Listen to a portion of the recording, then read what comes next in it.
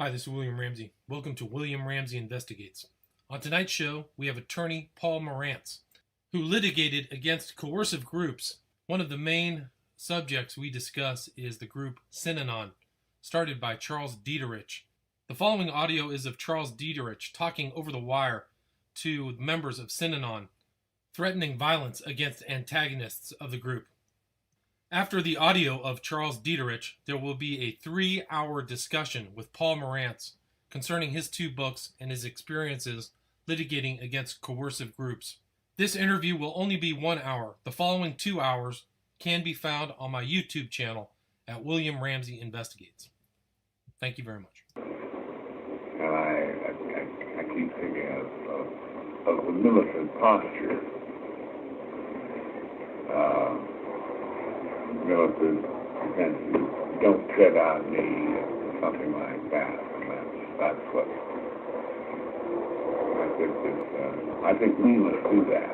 I think we must do that. And I think taking this kind of a posture will decimate our population once again. Because it means doing something, which is, doing something different, which is the most threatening thing in an other-directed society, other-directed mentality, being at all eccentric. And I think it will decimate our population, which will be good. There are lots of people. We don't know who they are yet. Some of them are in Synanon, not too many, but they're looking for an aggressive, militant, religious posture, not lying down with the man, and not passive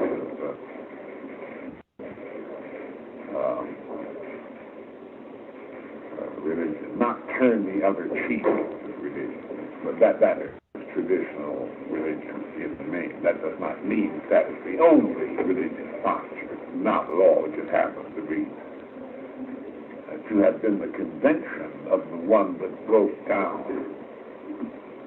Now, I think we're we'll go over to the other side, and I propose that we be in the vanguard of that movement.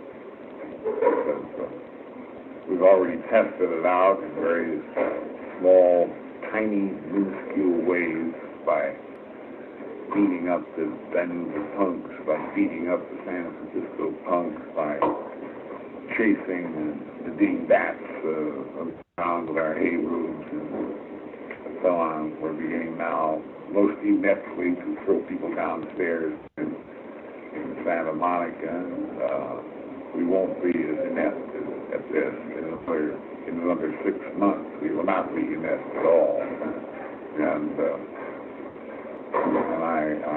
I think that we could, without too much effort, get a reputation that will be all over the United States within 1 year's time.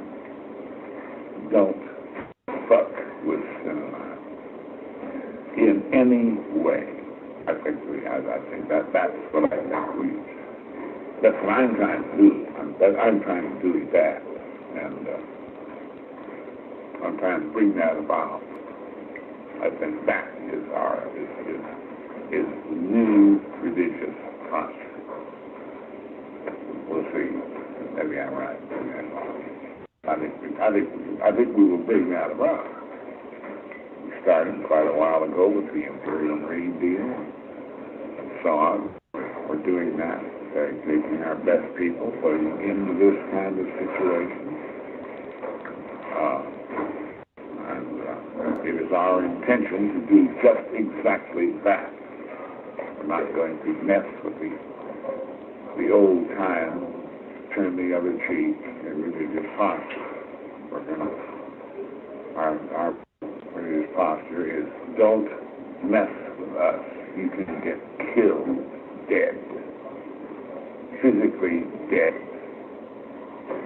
And we're going to crack some bones. Not too many, you don't have to. man. And we're going to react to all aggression toward us. We either think we have a good thing here or we don't. If we have a good thing here, then we're not going to permit people like greedy lawyers to destroy it. And we're going to make certain that they don't and that their friends know about them. The preceding audio was of Charles Dieterich, founder and head of Synanon. Now on to the interview with Paul Morantz. The book that I read was Escape, My Lifelong War Against Cults, written by attorney Paul Morantz. Paul, are you there? Yes, I am. Awesome. Well, I really appreciate you taking the time to talk about this book and your life as an attorney who fought cults. I read the book over the last week. It's a fantastic read, really interesting. But I would suspect much of this audience hasn't heard your name. If you could give us a little background about yourself, how you got into the law, where you grew up, things like that, that would be great. Sure. But first, let me correct you that I would not describe myself as being part of the anti-cult movement.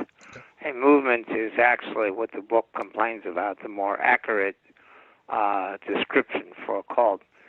And there are and is an anti-cult movement, Okay. and sometimes it takes on the same characteristics of a cult, black and white thinking, the ends justify the means, and led to a period that's sort of past now of kidnapping, deprogrammings, and I was never a part of that. Okay, I well, was someone who tried to educate people about the dangers of cults. awesome. Well, I appreciate that So, clarification. But tell Sure. the audience a little bit about your background, where you grew up, etc. I grew up in West Los Angeles. I went to Hamilton High School. My dream was to go to USC. And there I was sports editor and good friend of John McKay's and O.J. Simpson, and it was a very fun time of life. I decided that I wanted to be a writer, and I thought that's what I was going to do in life, but it was so much fun at USC. I went to law school so I could hang around another 3 years, Gotcha. This was like 1967 to 68, we're still talking about, the time of, the revolution, girls in short skirts, and it was just a great time to be a teenager and be young. You don't want necessarily to have it in quickly. Gotcha. Well, that makes sense. I mean, the law students on a campus are kind of like the big men on campus too, right? Oh, yeah, somewhat. I mean, there was a certain group of undergraduate girls that always managed to study in the law school library, and when we walked in, we could identify them and their presence by their perfume. Gotcha. That's interesting. Well, tell us a little bit about what happened when you graduated from USC. How did you kind of get started in these cult-related cases? Well, you first have to start with, personality. Put it in contrast, in 2011, in the book you read, I was very concerned at that point about the type of movies that were being made at that time, which centered on the bad guys as being the heroes, and worried about what effect that would have on future generations. Although it seemed as fast as I wrote that, the movie swung back to doing movies about heroes again. But I grew up at a time in the 50s that you saw television, you saw John Wayne. A big thing in my life was when I was 9 years old, watching the episodes of Davy Crockett and Walt Disney's Wild World of Color. And all those things had sort of great effects on me. And I remember seeing the Audie Murphy story. If you know who Audie Murphy is. He was the World War II military fighter, is that correct? Yeah. And so these were my heroes. And yet I never felt that I could be a Audie Murphy type or a John Wayne. And I certainly wasn't a match for Davy Crockett. although he was the one I admired the most because he had these principles, be sure you're right and then go ahead. And so when the big thing was when Al Pacino played Serpico in the movie Serpico. Yes. I must have watched that 3 times, read the book, and it was, I felt that I could do that, and that I probably would like doing that, and that what Serpico did was it wasn't a physical, he's going out and attacking the Indians. It was, he was gathering the facts and bringing the evidence, and no one could make him quit, even if he lost his girlfriend, everything, and so Serpico was sort of became my idol, and it was always sort of in the back of my mind that if I was ever placed in a situation that he was and had that type of information, I would do the same thing that he would do. Gotcha. And I guess that the first incident, when I was 26 years old and I was a public defender, we had this crazy judge, Noel Cannon, who was locking people up and locking me up. And she carried a Derringer in her purse, and her name was Noel Cannon. We used to call it Cannon's Law. She even made Time magazine saying that all the lawyers were intimidated by her. And when she locked up one of my clients to get back at me because I ran an appeal to get him out of jail when the investigators had actually cleared him, and she had him locked up. And at that point, I began to do investigation on her and prepare a report to show that she knew that his case had been dismissed and that he had been cleared when she locked him up. And that led to a hearing eventually in which she became the 3rd judge in California to be removed from the bench. Interesting. And I think that sort of cemented my personality, so to speak. Gotcha. Then I had success in writing, and I'd written a story that was being published in Rolling Stone. I'd written some other stories published in West. I had an agent, I had people wanting me to write books. I was starting to work on a screenplay, and I thought this is where I wanted to go in life. Right. And that was about Jan and Dean, right? Jan and Dean?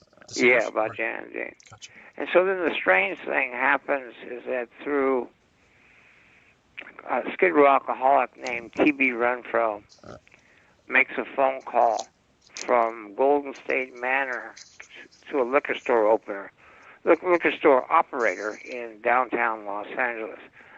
They weren't allowed, the Skid Row alcoholics, to use the phones, but one nurse let him make a call, and he said to the operator that I'm being held prisoner here. He called my brother, and I managed to get hold of a nurse at the place, and right. She confirmed to me that there was a whole series of Skid Row alcoholic people that she believed there was no reason for them to be there. It was a mental ward, and that they had been brought strangely by this man named Weldon. She had done a little investigation and found out that they arrived the same day that they left prison for drinking. Interesting. So I thought they were probably there on probation. I just didn't understand it. On probation, a judge can say, instead of a jail or for a shorter jail sentence, you agree to go spend time in a nursing home. But that's still voluntary. They can still walk out. It just would mean they'd be breaking the conditions of probation, and they could be sentenced. But I figured it was something that probably everyone involved didn't really understand. I wasn't really ready to think that people could kidnap Skid Row alcoholics to make money off of them. It just didn't seem like that was a likely thing. Right. But then the thing that changed, I guess, the course of my life was the next Saturday. There was a story in the LA Times. They arrested X-ray operator, a guy that does portable X-rays at nursing homes, because he hired a hitman to assassinate the administrator at Ranchos Los Amigos.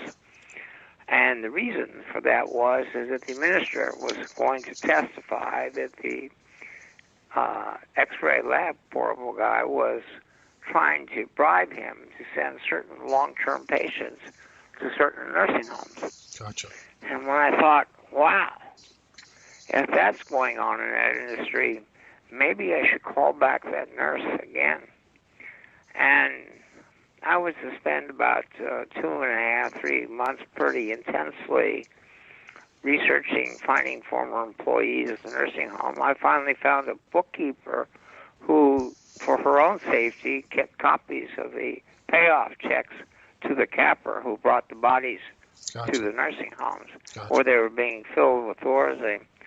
And when I finally had it all put together and knew exactly what was going on, that there was this conspiracy to kidnap Skid Row alcoholics to fill the beds so they could collect the money from Medi-Cal, Medicare, and Social Security, I knew that once I went down for my one client, T.B. Renfro, to get him out, that they'd let all the others out and that they would destroy the records. So I took everything to the health department and laid it all out for them. And they said, what do you want us to do? And I said, I want you to come with me when I go to get my client out, because you have the power to grab the records before they destroy them. Right. And so that was the start.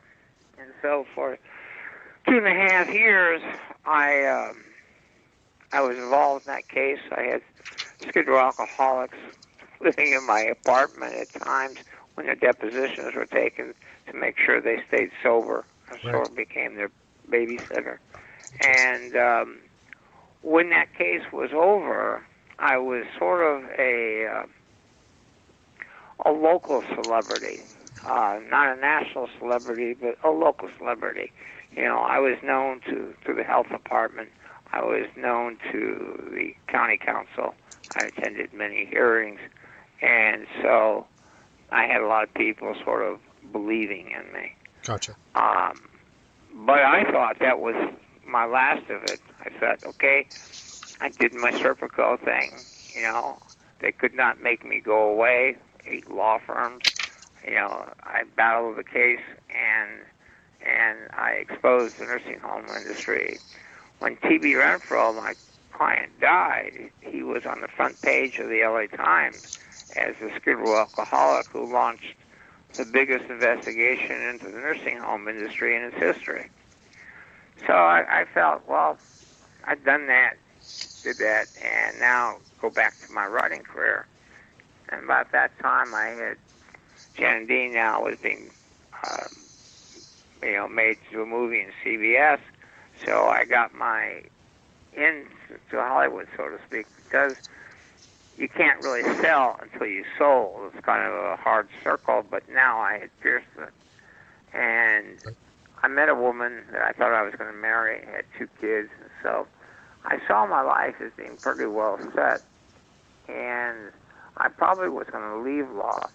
I wanted to sell the next screenplay or write a book, something to just give me a little more security and confidence, because I wanted to raise these kids and marry this woman, and so I couldn't go back to, writing in some apartment, selling magazine stories, like the Rolling Stone that did not really pay the bills, Right. Unless you went on a staff, and I don't think I would have wanted to do that. So I took a job at a law firm and was living a pretty normal life and thinking probably that that's what I wanted. Meanwhile, in 1976, I think it was, this woman, Frances,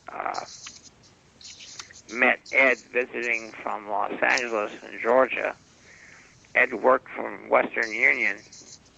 Now, Western Union, for all the youth out there, this was long before the internet and email. Right. People sent messages, believe it or not, by Western Union. It's long ago, past history. It'd be like getting the original printing press. Right.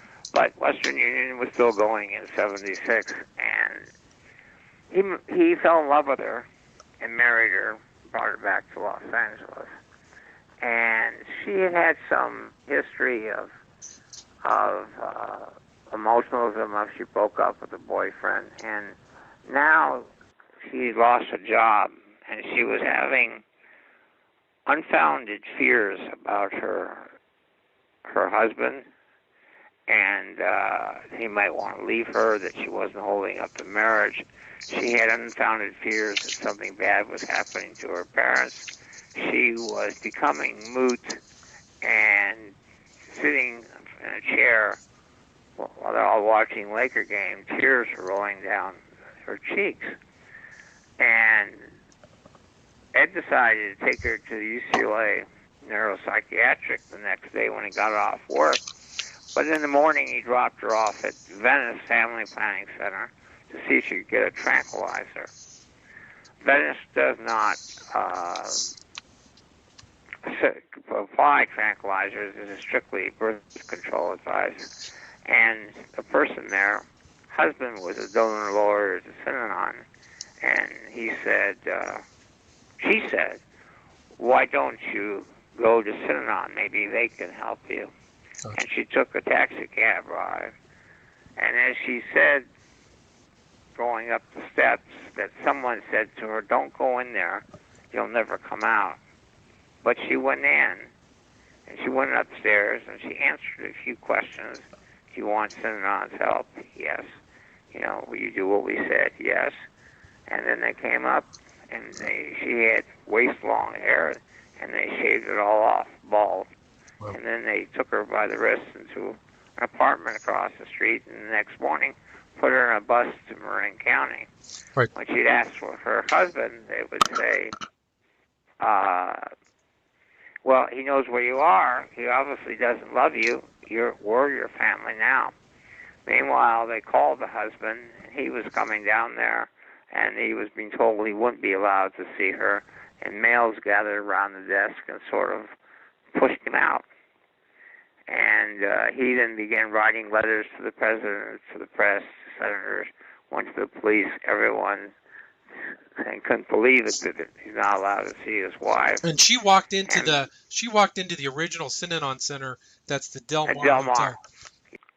The Del Mar Hotel, just for people who don't know, is a big building that housed Synanon just south of the Santa Monica Pier in downtown Santa Monica, right by the ocean. Just wanted to get that. Yeah, it was, I think, built in the 1920s or something like that, and it was actually during World War II, it was taken over as a military headquarters. And then after the war ended, it went back to becoming an elite club for the young and rich to go to on the beach of Santa Monica. Young stockbrokers and attorneys and professional people. And but it wasn't making enough money, and Synanon was able to purchase it in '67. Gotcha. So this woman was taken up to another Synanon, and that's Synanon. Their place somewhere in Marin County, right? Right, gotcha. Right. It was a much bigger facility. They were building a city in Marin County. So Ed ran into a former girlfriend, accompanied by her current boyfriend, and he told the story. And her current boyfriend said, I had a neighbor who got all these guys out of nursing homes, and maybe he can get your wife out of Synanon, and gave him my number. Gotcha. And so when I came in that next Monday, after spending a weekend with my woman and the kids, there was a phone call.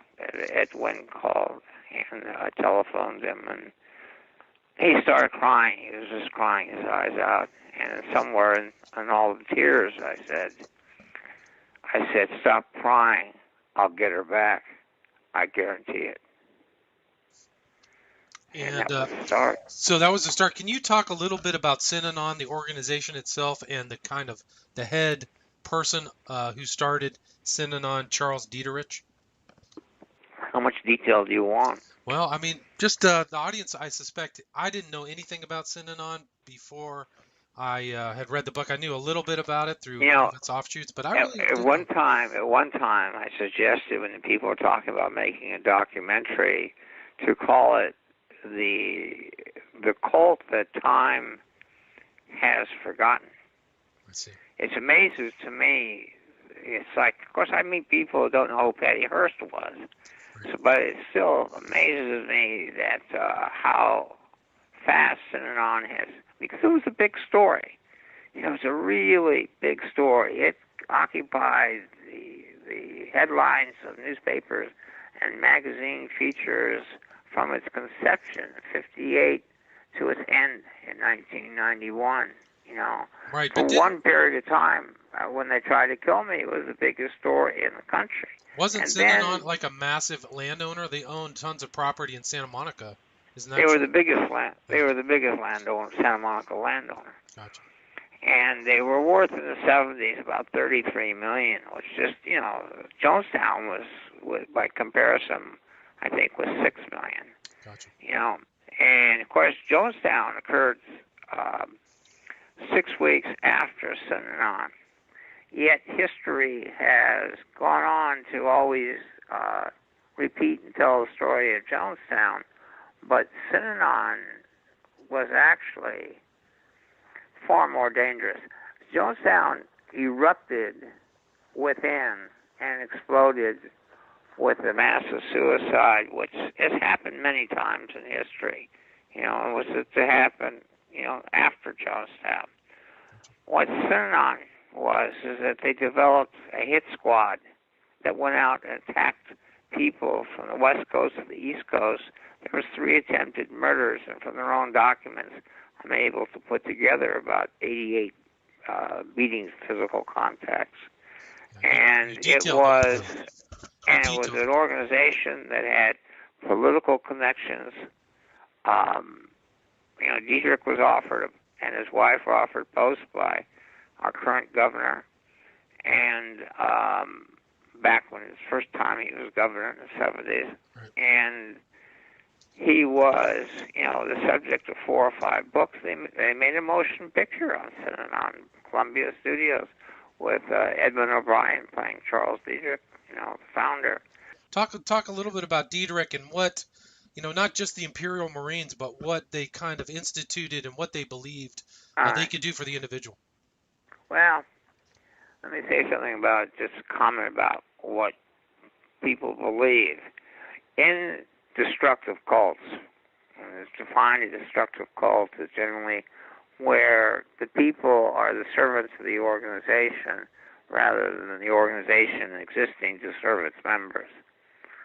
And usually the leader is sociopathic and has no problem controlling people's lives and directing them to do their bidding. Now, the way that they get them to do their bidding is that they create a belief system or a set of beliefs or change it and then convince the followers, and that's the motivation, or the carrot with the stick.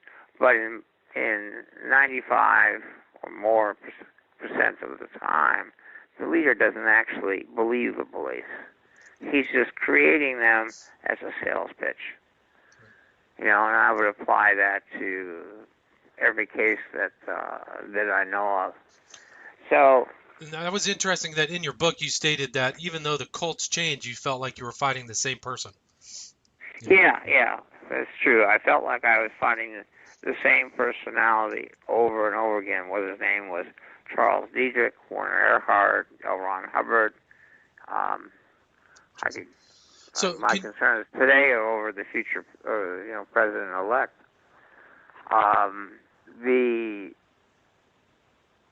The same kind of personality traits. Yeah. I mean, a lot of things the president-elect said I've seen come out of the mouths of cult leaders.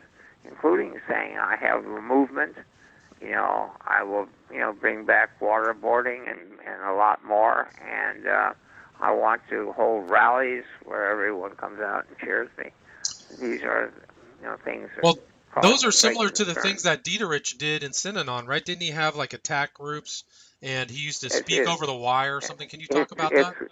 it's consistent with George Orwell's predictions, and it's consistent with Nazi Germany. Yeah, I would say the first thing to explain about Dietrich is his childhood. He was born in Toledo, Ohio. His father was a salesman, and his mother was a stage pianist. They were upper middle class, probably, but the father died when he was 4 in a automobile accident, drunk. And his mother made Chuck the favorite of the 3 kids that she had, and she was the oldest, and he was sort of at a very early age made into the man of the family. And 4 years later, his youngest brother dies of the flu. We're talking about a time in which, they didn't have the, the drugs that we have today. The flus were like epidemics, wiping out millions of kids. But when he was 12, his mother remarried a very rich man in Toledo, and Dietrich became jealous that his role as the leader of the house was taken from him. And by that time, he started to drink, rebel rouse, and had a sort of a life as a party person, to be the opposite of his father-in-law, who was conservative and religious and financially successful.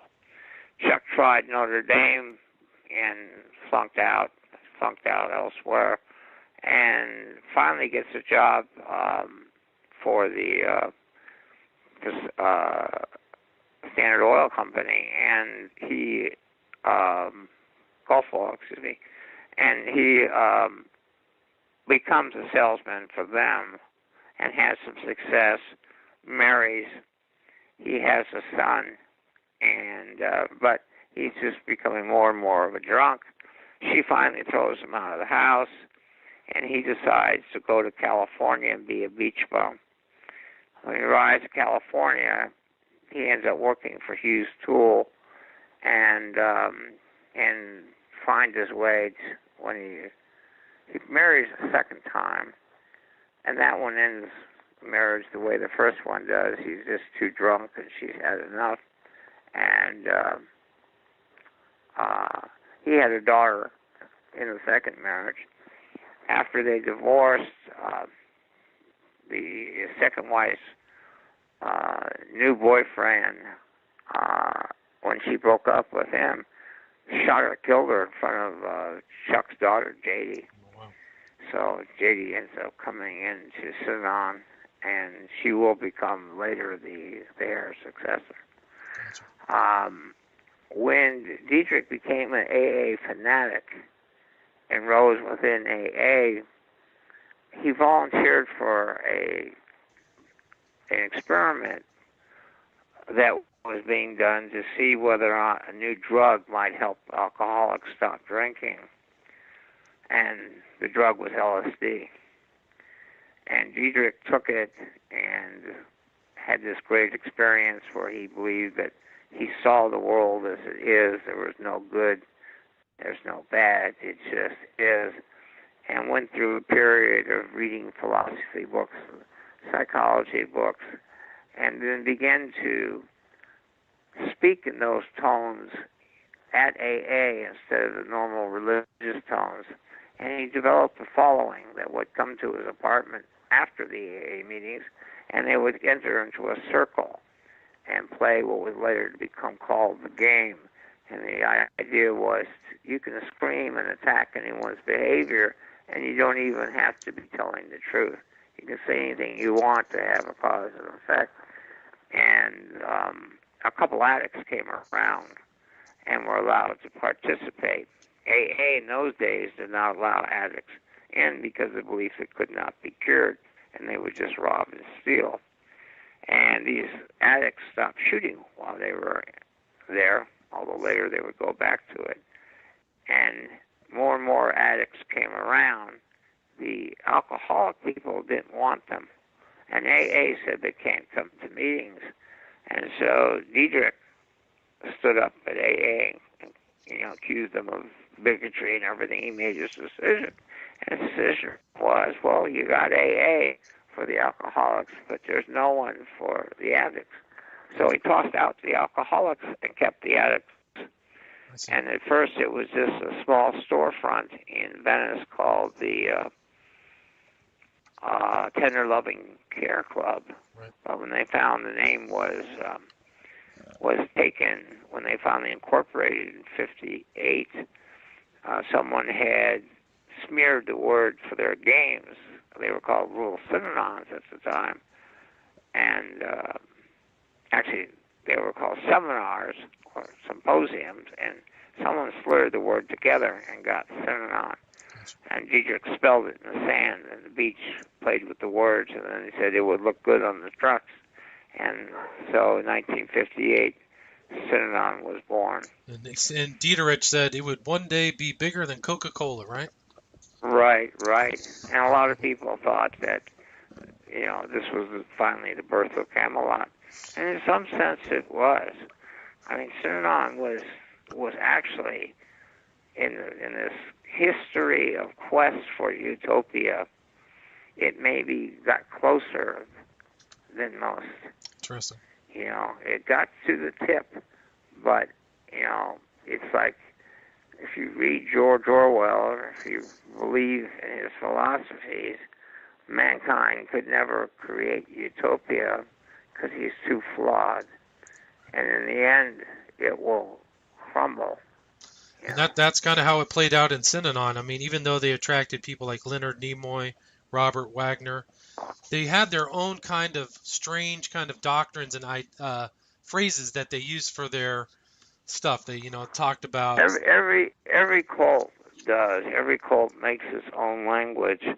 Whether or not it's Scientology, Synanon, Moonies, and Lifton, Dr. Robert J. Lifton, in his book on the brainwashing of the prisoners of war, said that everyone thinks they're becoming smarter because they're learning these new phrases and these new words. But he says it's actually reducing your capacity to think because your language is being reduced to small phrases.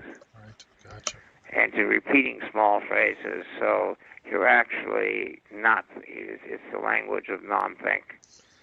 Gotcha. Yeah, I mean, it's interesting, all those phrases and terms. And I mean, he was basically like a human potential. It became a human potential movement, right? From kind of drug rehab. Yes.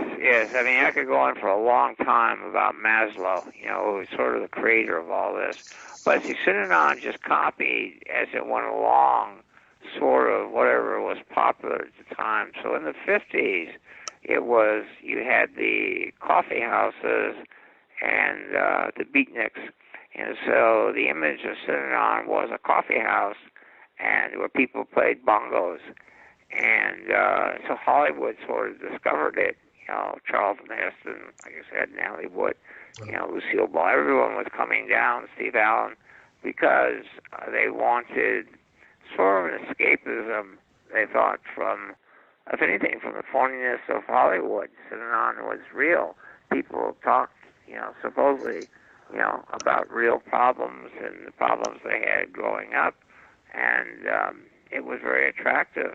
The amount of non-addicts who would come to their Saturday night parties and donate money just kept growing and growing, and Synanon became more and more famous. And then it just kind of went sour. I mean, you talked about the Imperial Marines. You talked about some of their strange stuff. Well, it's a lot slower process than that. It's in my other book, Miracles of Madness. I only tell the story of Synanon. It's a huge book, 670 pages, and it's meant to be the most complete study of one group that you'll ever see.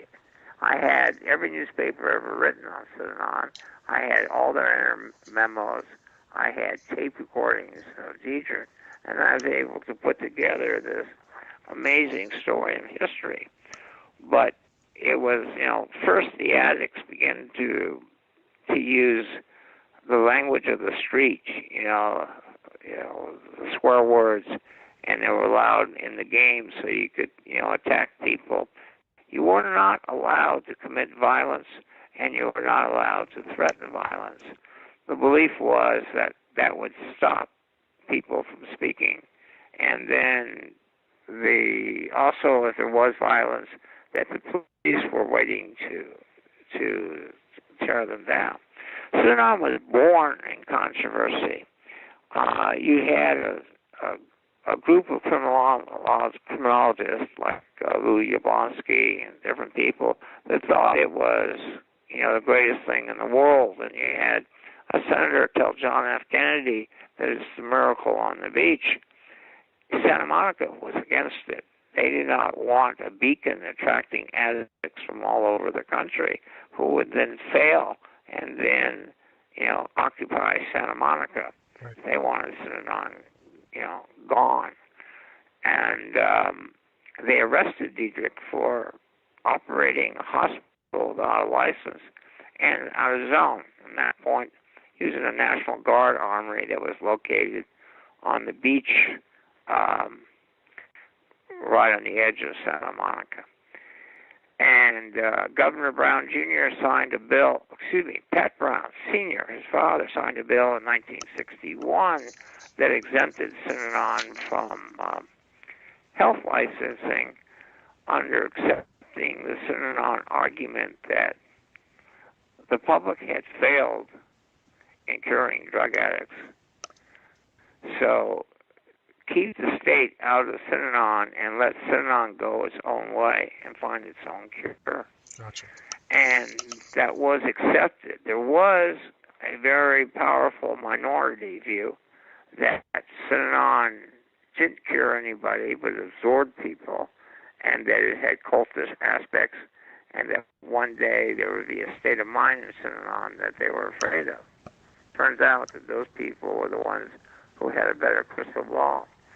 But you can't blame the people who jumped on Synanon's wagon, because they had, from the beginning, like 13, 14 people, average age, say 35, 36 years old, that had robbed banks, that had, done stick-ups, that had, been hooked on heroin since they were, 15 or 14, who now were living lives that were envious. And a large part of that was that they had reached an age where they were tired of the streets. They had reached an age where they were ready to commit to something, to get off drugs. And then Synanon sort of made the discovery that, one is, there was hope, because at that time, in 1958, the idea that you could ever cure a heroin addict was thought to be impossible. There was no hope. We might as well just give him his drugs or shoot him. Gotcha. And Synanon had showed that, if you put a roof over their head, take away their problems by giving them a bed, feeding them friends, not only friends, but the people that they knew on the street that they used to shoot with are the people who are telling them, don't do it anymore, and look at me, look how I look today, and you can look like this. And so there was, a discovery. Right. So they were able to cure people, but how did Synanon kind of generate its funds? Well, they had people donating. They had the game club, and then Diedrich was a pretty smart businessman, making some deals on property. A gas station company let them buy some gas stations that they ran. But the biggest thing was they got a stamp machine that allowed them to stamp products. So this was your promotional items for big business. So you would go to, say, a Fortune 500 company and say, here, order your giveaway pens with your name stamped on it, but also stamped on it would be Synanon. And the message was, if you buy from us, not only do you get a tax write-off, but you save a life. And that was a pretty big sales pitch, and that brought in, eventually they've become the second largest supplier of promotional items in the United States. All right, so it was like merch or something like that is what And they there were always businesses, and then, as they developed more and more businesses, the changes in Synanon came in 1966. Diedrich actually saw Synanon as a failure. The actual percentages of people staying off drugs, no one really knew, but from what they could piece together, it was, maybe 3%, 2%. It just wasn't succeeding. Gotcha. A large part was they were getting younger people. A lot of people coming, on the information. A lot of people came there just to get clean for a while and then leave. They didn't have the same dedicated people that they had in the beginning. And so Diedrich saw it as a failure. It's funny because I don't. I think it was more successful than he thought it was. But he then began to recruit the squares. Squares were non-addicts, and he saw them as what he needed to run the businesses and to develop it into utopia and to create the new society. And for this, he developed the Synanon Trip, which was a process that I believe that Warren Earhart copied when he made the S training. The idea that you come for a weekend, you're not allowed to sleep, you use a lot of meditative states, people are attacked verbally, shown to be, that they're assholes, and the message being applied that there is hope, and that is total commitment to Synanon. And so through the trip experience, squares were then sucked into Synanon. They would turn over all their money and their wealth. And it's very interesting, both with Jonestown, with Synanon, and a lot of these groups that started helping poor people.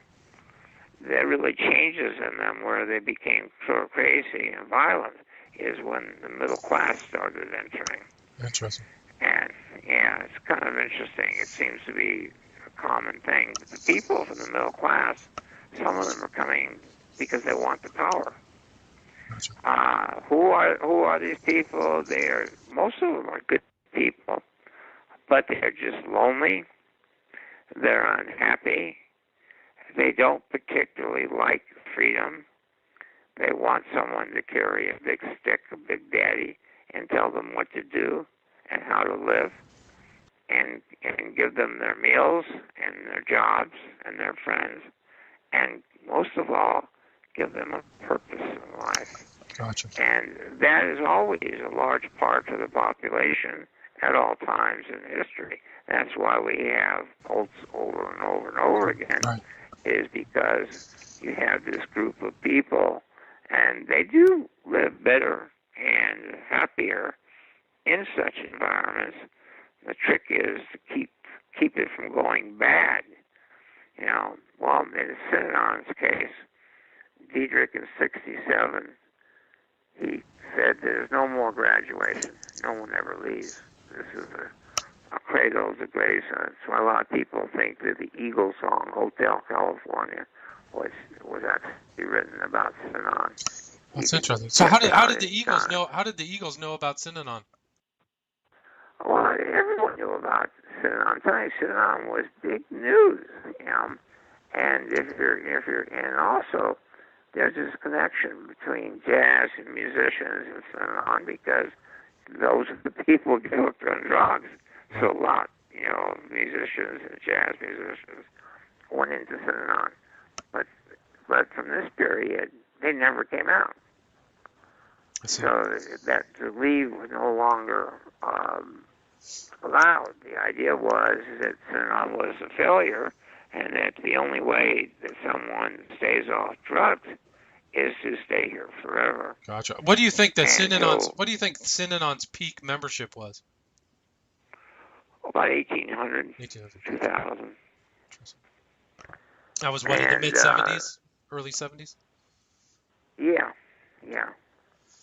And what? It just kept steadily growing each year. In the 60s when he closed it, it was probably about 580, something at that time.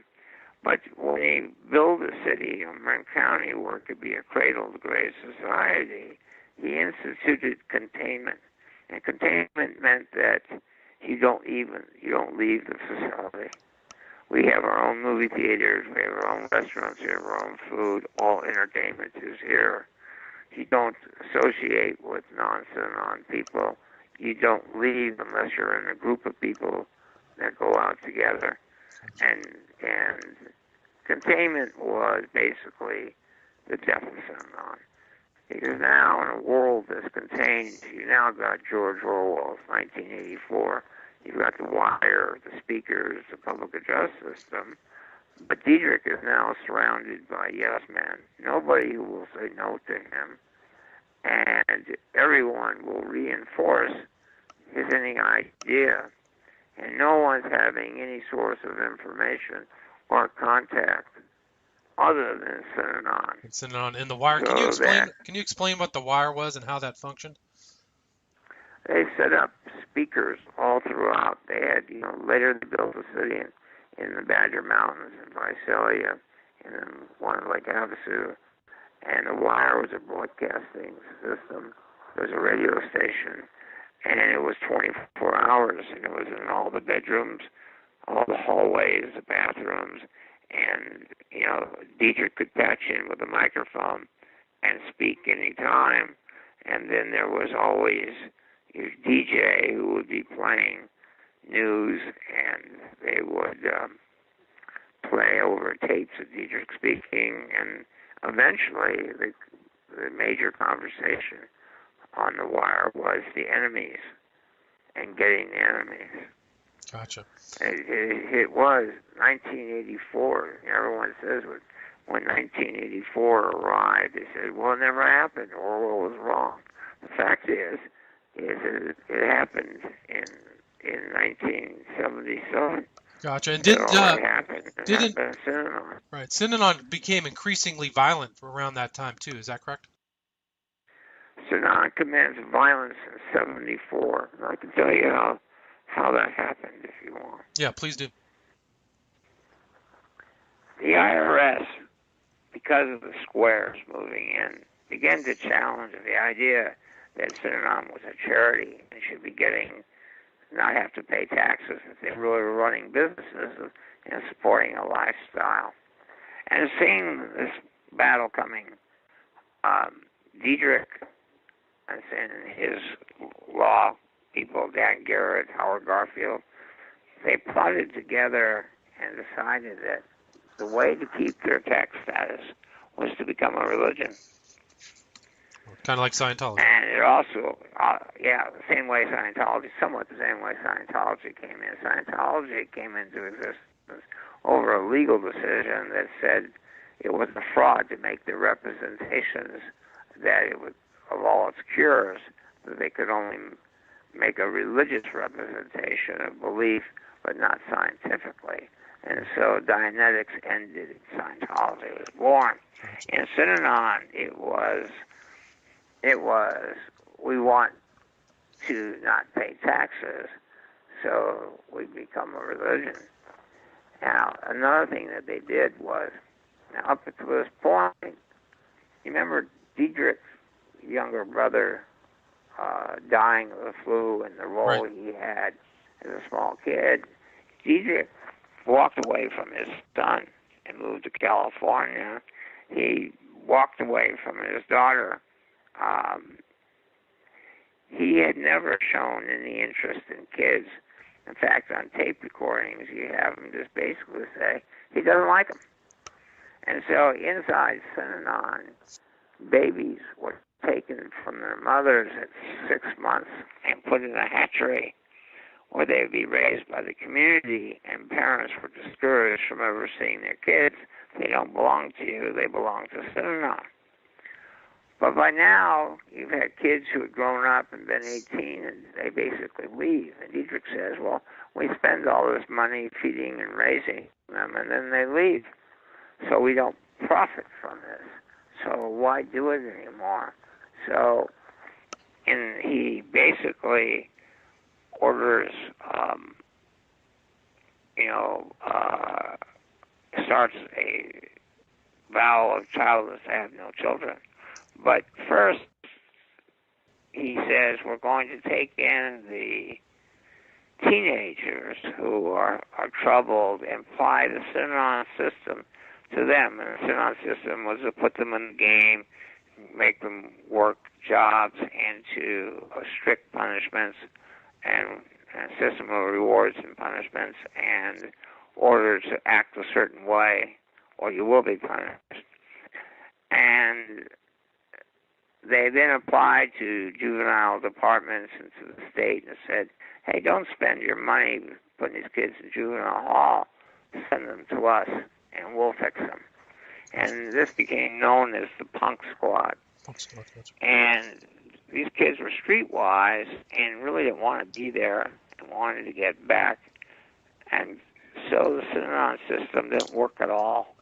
And Dietrich got frustrated. He felt they should be respected by these punks. And so he ordered that you could hit them in the face, kick them in the ribs, knock them to the ground, and then just put them in a game to discuss them why they got treated that way. And they even kept logs on it, which I have. I knew they beat up. And then eventually it spread to even the kids that were born there. If they acted out, they could be subject to this treatment. And then if a kid tried to escape, he was beaten. And if a kid tried to steal money or something to help him escape, there's one kid, Clifford Zipperary, they brought him up on the stage, and 4 people were beating him up while it was played on the wire so that everyone could hear him screaming. Wow. Dietrich called it a carom shot that affected the behavior of one person. It spread, and then it was people who stole from Synanon to go out and teach them a lesson. And from there, it was just a short jump to anybody who says anything bad about Synanon, anybody who does anything to harm Synanon. And then Dietrich trained the Imperial Marines as a hit force to go out and get the enemies of Synanon, which is seen as lawyers, the media, or anybody who would say or do anything against Synanon. And that's how it went from nonviolent to violent. Dietrich even announced it in a press conference in 1977 that the rule of nonviolence was no more. And you got caught up in the violence, right? Yes. Okay. Well, we'll talk about that. This is Paul Morantz. He's going to finish up this incredible story about his involvement or his knowledge of the cult Synanon in Santa Monica when we return on the next hour. Thank you. Hi, this is William Ramsey. We're back with Paul Morantz, attorney Paul Morantz. We're finishing up his discussion about Synanon, so he has some clips he'd like to play for the audience. Paul, do you have those clips? Yeah, it's 3 clips from 3 different groups, and if you don't believe that brainwashing exists, you may have a different opinion. You know, they say a picture's, worth 1,000 words. These 3 tapes may be more than my book because it's real.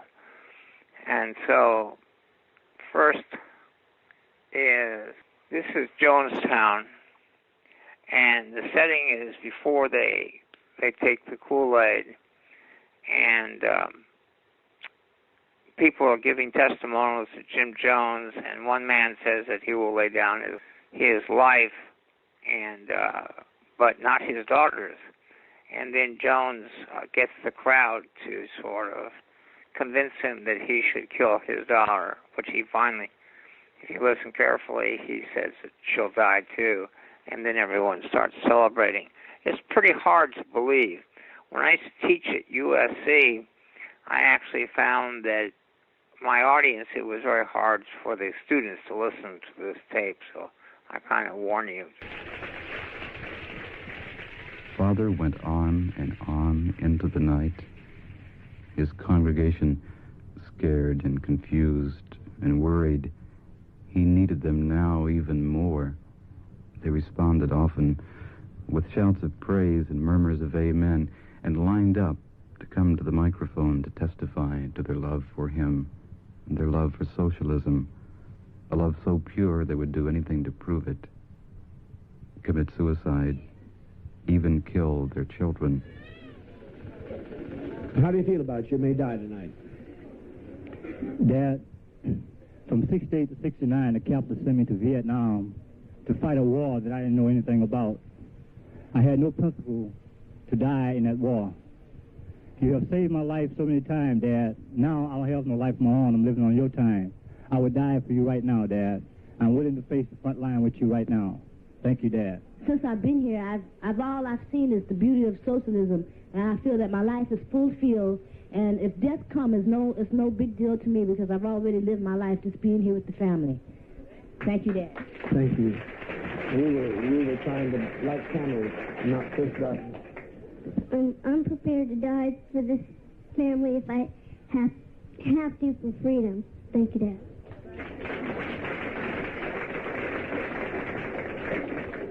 I'm also prepared to die after 44 years of not being able to contribute anything to this life or finding any point or reason for it at all, and not being well known at all. There sure would be no glory in it, but for the children here, for the freedom, as long as there's one remains on this earth that isn't free, none of us are free.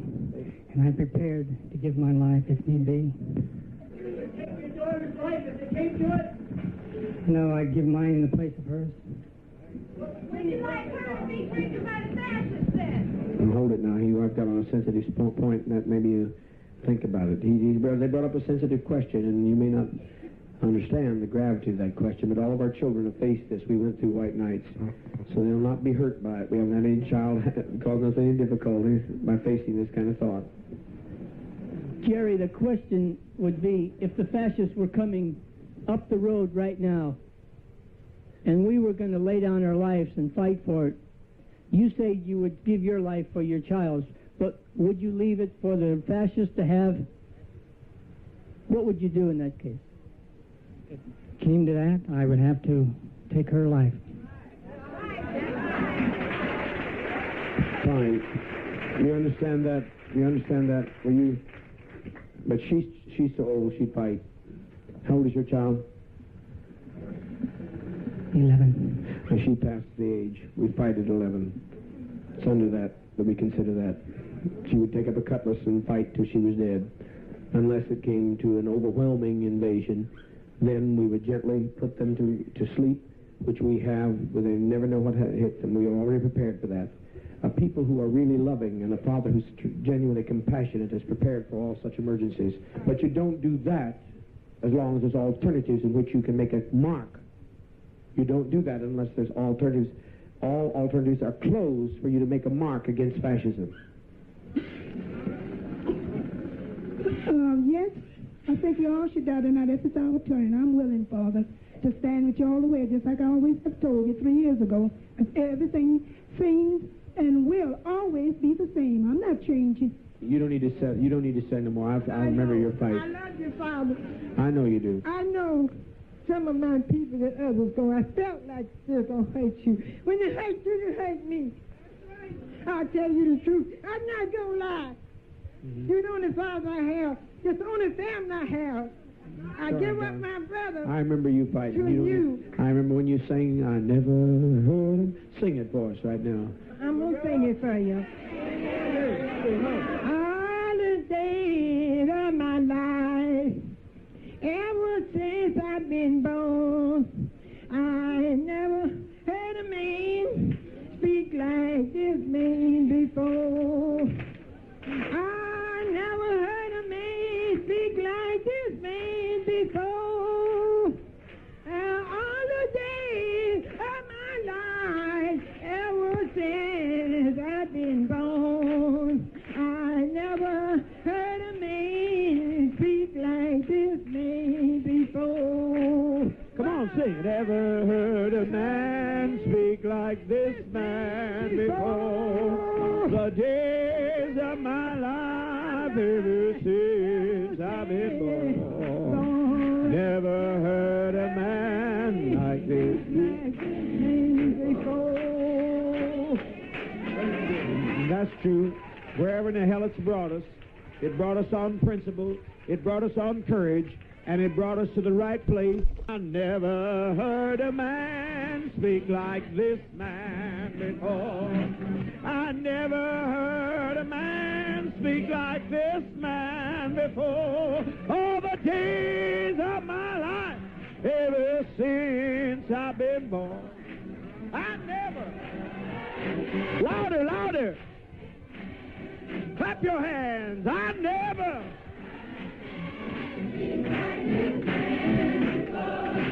I never heard a man speak like this man before. All the days of this life, ever since I've been born, I never heard a man speak like this man before. Now make your sound move.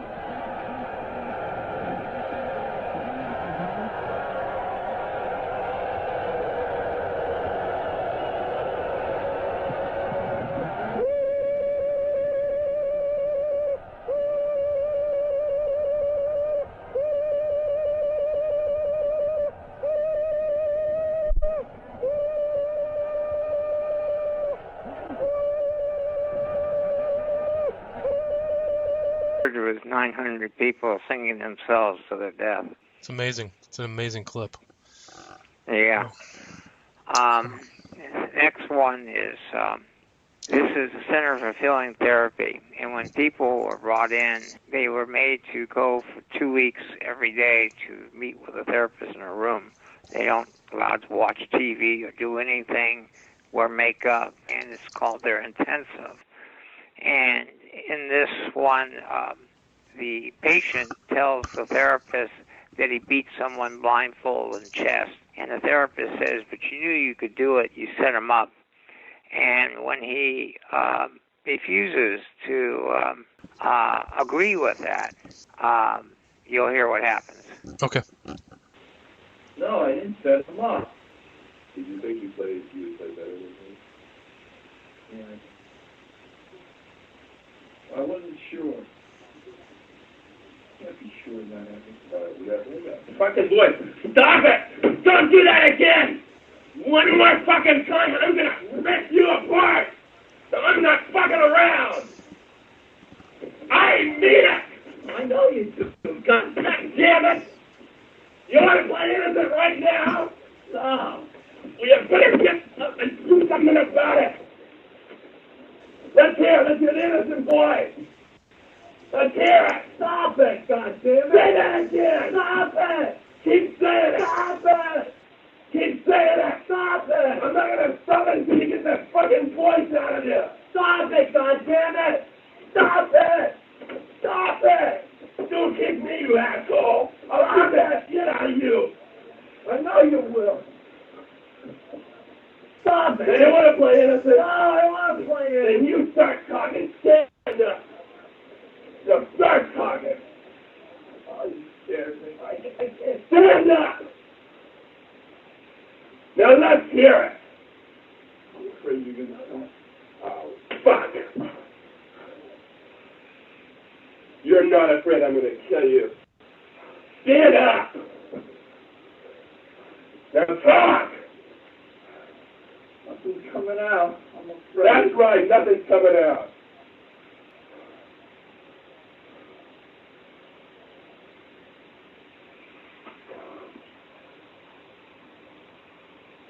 afraid of this all the time. You're going to do this. I do with my brother. Oh, my. There's the innocent boy. I'm afraid, goddammit! You hit me. You really hurt me. I really hit you. I really hurt you. Because I don't take setup.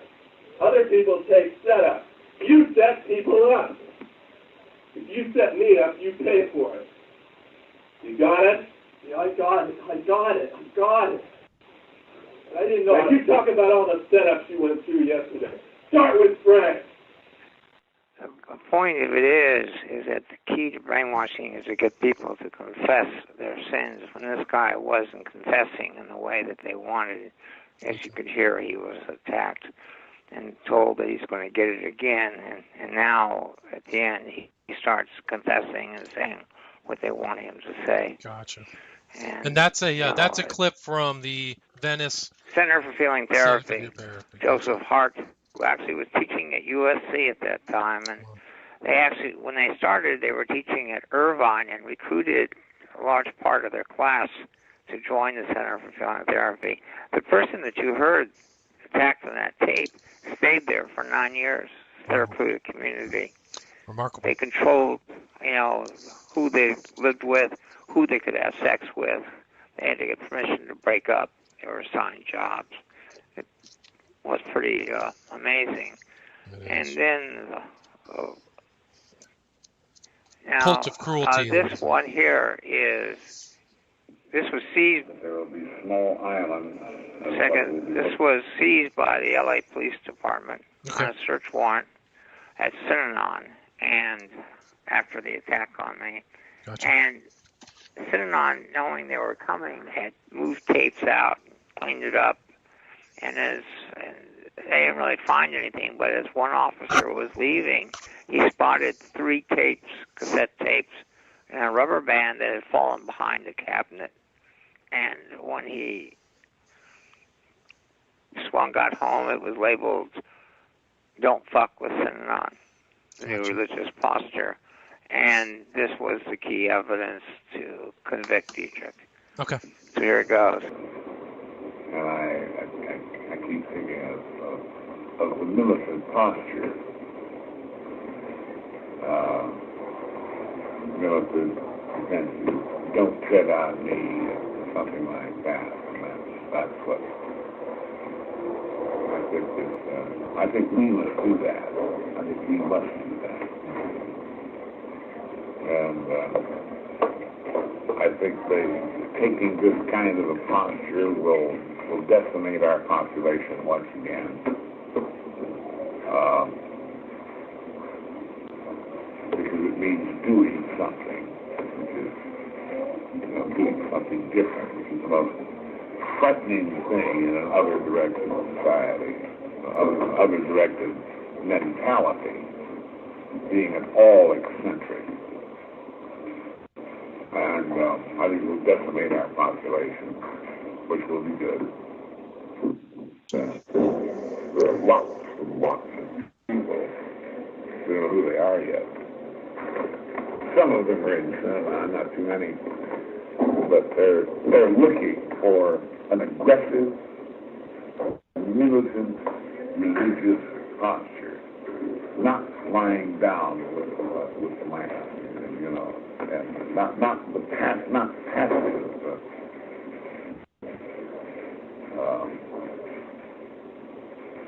religion, not turn the other cheek religion, but that is traditional religion in the main. That does not mean that is the only religious posture. Not at all. It just happens to be to have been the convention of the one that broke down. Now, I think we're getting the pendulum. We'll go over to the other side, and I suppose that we will be in the vanguard of that movement. Because we've already tested it out in various small, tiny, minuscule ways by beating up the Vancouver punks, by beating up the San Francisco punks, by chasing the dingbats around with most ineptly to throw people downstairs in Santa Monica. We won't be as inept at this in another 6 months. We will not be inept at all. And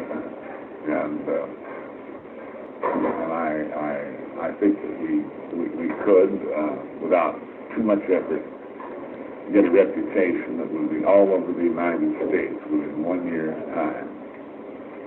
Don't fuck with cinema in any way. I think that's what I'm trying to do. I'm trying to do that, and I'm trying to bring that about. I think that is is the new religious conscience. We'll see. Maybe I'm right. I think we will bring that about. We started quite a while ago with the Imperial Green Deal and so on. We're doing that. Taking our best people, putting them into this kind of situation. And it is our intention to do just exactly that. We're not going to mess with the old time, turn the other cheek, and religious posture. We're going to, our religious posture is, don't mess with us. You can get killed dead. Physically dead. And we're going to crack some bones. Not too many, you don't have to. We'll prove it now. And we're going to react to all aggression toward us. We either think we have a good thing here or we don't.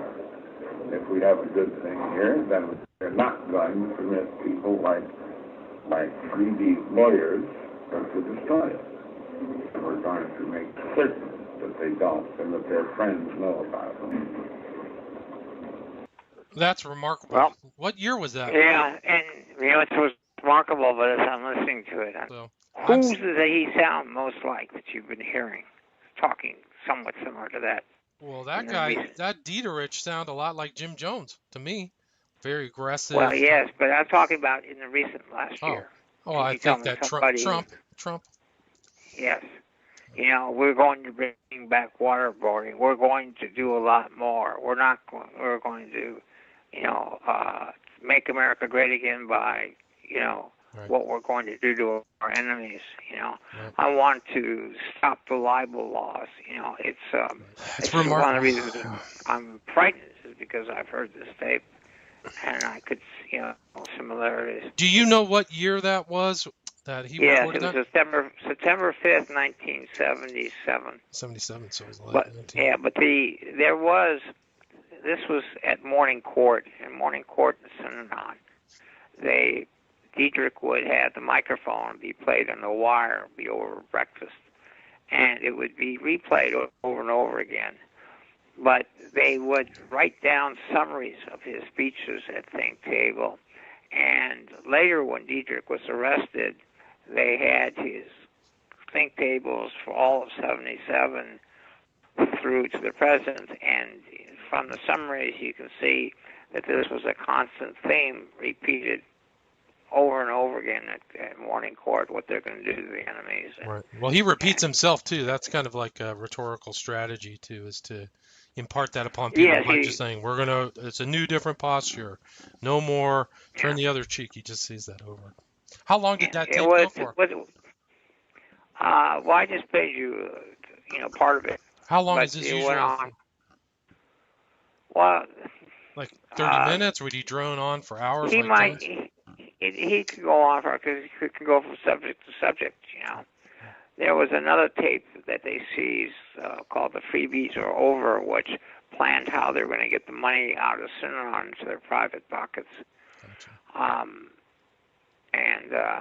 But what's amazing is later in the tape is one of the lawyers speaks up, and it's like, and talks about me.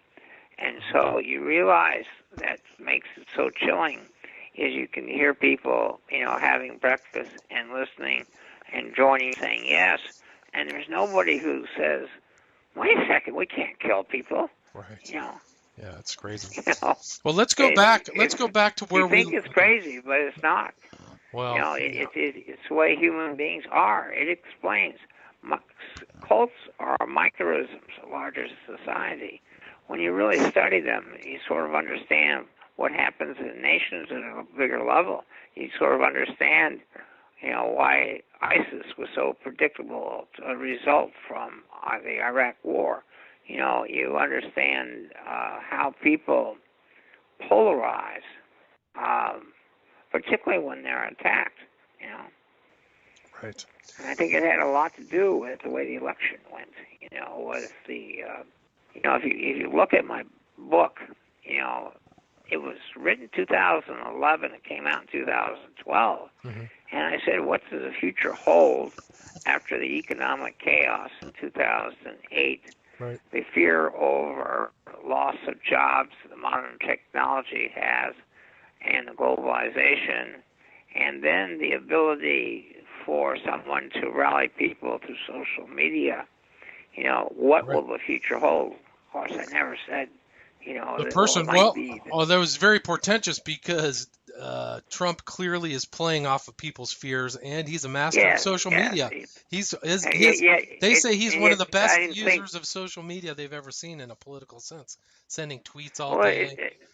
It may be, but what was more interesting to me in one sense was that, you know, the media took Nixon down. Bush had this high rating, and then when they finally woke up, the media took Bush down. But Trump, the media exposed him way before the election. I mean, nonstop. I was just wondering, well, who's reading Time, Newsweek? Who's listening to John Oliver? You know, I mean, it was hard. But now I sort of realize that it's what George Orwell said and Eric Hoffer, that, you know, when people are afraid and they're losing their freedoms and they're worried about themselves, you know, they want someone who's going to bring a boot down on somebody's face. Yeah. And that's been history. Actually, if you look at it, it starts before the president election. We're just not paying much attention. Greece has an election, and what sort of neo-Nazis come in and take over Greece and say we're not going to allow non-Greeks in here anymore. You know, in Germany, the chancellor is getting in trouble for taking in too many Muslims. In British, you know what they did. So there's all sorts of signs worldwide that people are turning, you know. And of course, in you know, Russia, you know, when democracy was given but without much of a plan, you know, the starvation and the lack of support, you know, is ring us button. Yep. And so it's not actually, if you look at it, it's not really that great of a surprise. I just didn't think. I thought the difference in the United States and elsewhere is our free media, and it's the first time I sort of seen it not protect us. Well, I think that they attacked Trump pretty viciously. In my opinion, they were after him all the time, but it didn't seem to resonate with people. I think it may have actually worked against them because that solidified people's position, like, oh, these people are all a cartel. Yeah, but also I think that the Democrats underestimated just how much people were fed up with the Clintons. Yeah, I think so. Yeah, I mean, that was a big part of it. I don't think Hillary Clinton was. Yeah, she's not a great candidate. She's not a great. I mean, Trump is a lousy candidate. In fact, she was a lousy candidate, and what she did most of the time is drop to his level and get in a pissing fight with him. That's true. And he's much better at it than she is. Yeah. You know, she needed to keep it like, you know, just go on, Donald, but I'm going to talk about issues and what my plans are. When she said deplorables and called them deplorables, that's when I knew she was going to be in deep trouble, because then she really alienated people against him. Half of his supporters are deplorables. Those are the people who are going to go out and vote. She just incentivized people who were on the fence to vote against her. So I think that was a big mistake. That's the sense that the Clintons were arrogant and, think that they're sort of royalty and they've been making too much money. And I think there was a lot of that, Yeah. Hi, this is William. We took a little break and returned to the subject of Synanon and Charles Dieterich. Thank you. All right, Paul Morantz, if we're back, can you please follow up where we left off and talk about the Imperial Marines and their association with Synanon? In the tape that I know is going to be played here or has been played about Dietrich, he talks about they beat up the Danuba punks and the San Francisco punks and were throwing people downstairs in Santa Monica. They had already, by 75, began to beat up people. In Santa Monica, they took them down in the basement. And the Danuba punks were some young kids who managed to make the mistake of hitting a Synanon post up in Visalia.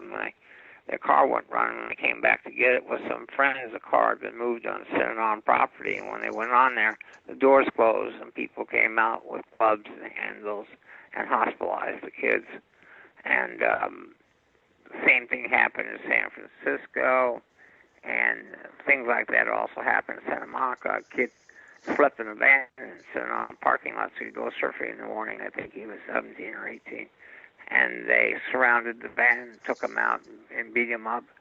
Later, two black couples in the same car came in looking for a parking space, and they were attacked, mercifully beaten. And Dietrich on the tape says we're going to get better at this. And so in April of 1977, 12 to 15 people are put on a list to be Imperial Marines. And in Depot Flats in Visalia, next to Synanon's airstrip, they commenced training to become Imperial Marines, being taught by an ex-sergeant in the military, and then ultimately by a Dr. Doug Robeson. And they learn about rattlesnakes, and they catch them, and they learn about Dr. Robeson tells them how the rattlesnake can kill a person. And they are taught that their mission is to protect Synanon, to go out and get the enemies. And then the Imperial Marines started doing just that. And for me, I guess it was the summer of 78, in June of 78, I got 3 kids out of Synanon. By then, Synanon had purchased $305,000, according to some reports, of weapons. Shotguns, 357s, high-powered scope rifles. And when I got this order to get these 3 miners out of Synanon to a grandmother, the father had left and the mother had died, so they were sort of abandoned. And then I contacted the San Francisco Police Department. I told them, there's one thing you should know. And this guy said, what's that? And I said, they've got more weapons than you do. And so 11 police cars Synanon had by now at a facility in San Francisco, and we talked them to grandmother to allow a visit and talked them to bring the kids to San Francisco. And they didn't know we had the court order. And the police said go and enforce the court order. And they said no. And the next thing, 11 police cars had surrounded them, and rifles and guns were all pointed at Synanon. And at that point, Synanon gave up the kids. And now, Synanon's aware that I've done this. Sort of struck again, you might say. Gotcha. And, the other big thing is that, I knew that people had to know about Synanon, and I didn't know when I was going to get a trial date. So, I tipped off the media, and the media, was following the cases, and stories were appearing about Synanon. And then in September, I win a $300,000 judgment for that woman. And I thought maybe at that point it might be over. But on September 19th, Phil Ritter, who had been trying to get his child out and also who had gone to the authorities about forced vasectomies in Synanon when Dietrich declared there was no more children. And he came home and he was attacked, hit over the head with axe handles. He would have died, but someone walked by and saw it and started screaming and stopped the attack, and they ran away. And when that happened, I knew that I was in deep trouble. There had been a bill to exempt Synanon from all licensing. I'd worked to get the health department in there, not on the drug addict side of it, but on the side that they were taking in people like Frances, who was pre-psychotic and went psychotic because of her being in there, and that they don't have any license to treat, mental illness. Right. And so now Herschel Rosenthal was an assemblyman who was putting through a bill to exempt Synanon from all licensing. Barbara Boxer was then a Marin County councilwoman, and she had somebody in the county council call me and request that I go to Sacramento to defeat the bill. She was kind of afraid because they were constituents, and Marin County was very sparse in those days, a small little town the size of Synanon. It was intimidating everyone, particularly with the beatings. Right. And so I went, and the bill got defeated in the last committee by one vote. So when Phil Ritter got attacked, I knew that if they would do that to Phil Ritter, I was in big trouble because they would want me. I would be enemy number one. Right, and they had said, and Dietrich had said on the wire, he said, "Who is this guy Morantz? Why didn't someone break his leg?" So he had said threatening things about you, probably without your knowledge at the time, right? Well, I had heard that. People who had been in Synanon and came to see me, told me he was saying things like that. So that wasn't really so much new news. But a former Synanon lawyer whose nephew was still in there called me and said, "Paul, I've talked to some people in Synanon, and they say that they're broadcasting your address on the wire." Wow. And that got me. At that point, I went and purchased a shotgun. I thought it was a very good idea. As I told the LA Times, I said, Synanon's going to try to kill me. And they printed it. And I thought, well, now they're not going to want to prove me right. So this should stop it, Gotcha. But I was wrong. And it was a very tough time from the moment of Phil Ritter's attack to the day that I got it. Was an incredible 2.5 weeks, sleeping with a shotgun by my side, afraid someone, if my dogs barked, to, go out in the backyard to, jump if I heard a crack. I would search under my car before I started it. I would be so careful crossing the streets. And I remember I told Dave Mitchell, who won the Pulitzer Prize for his coverage of Synanon, that if it looks like an accident, promise me that you'll never stop investigating. Right. So you were expecting to be jumped or run over by a car or something like that. Yeah, I thought they would try to make it look like an accident because it was it would be so obvious if something happened to me. It would be like, be signing their death warrant, Right. And then what happened next? Joe Musico, who won Morantz, said, he'll blast me with a shotgun on the freeway, but someone else suggested putting rattlesnakes in my mailbox, and that's what they did. That's what they did. So you walked out to your mailbox in the afternoon. When did it happen? No, my mailbox was in the wall. I had returned from a meeting with a representative of the Governor Brown's office, Department of Justice, and that's to say the Synanon was trying to kill me. And by this time, a whole list of ex-Synanon people had signed a document about beatings and what was going on and gave it to the authorities because of what they did to Phil Ritter. So now there was starting to be this, oh, maybe there really is something here. And they're meeting with me and LAPD intelligence, which I had just helped with EST. If you read that chapter. Yeah, I did, of course. In my book. Yeah. And so the same LAPD guys that had asked me to help them with EST, believed me, and they were there and had this meeting. And I came home from it and was tired. The World Series was coming on, and I just wanted to not think about it for a little bit. And I put my books down in the kitchen, and a few short steps in the wall is the mailbox in the wall. There's an outside, you open the lid, and in the inside of the house, you open the lid like a French shoebox, and the snake was coiled in there. Unfortunately for me, I was kind of vain in those days, and I didn't want to wear glasses. And contact lenses, they were just hard, not soft ones, and they kind of hurt, so sometimes I just didn't wear anything.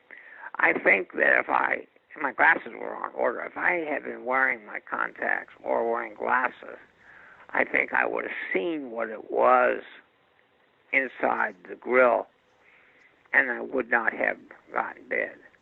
But because it was blurry to me, I thought it was a scarf or an oblong package. You never would think a rattlesnake.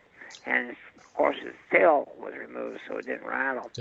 I still look upon myself as stupid, and people say, well, no one would expect a rattlesnake in your mailbox. But I should have expected a bomb. Seeing an odd package in there. I mean, I should have gone down real close and inspected it. And if it was an odd package, call for the bomb squad. Gotcha. It's pretty stupid for some. What happened after it bit you? How did you, you were lucky to survive. How did you save your life? Well, the first thing is when I came home, my border collies, Tommy and Devin, would greet me at the door, and then they would go out and play in the front yard, so I'd leave the front door open. And in about 20 minutes, they'd come back, and then I'd close it. Well, they heard me scream, and they were coming charging full speed back to the front of the house.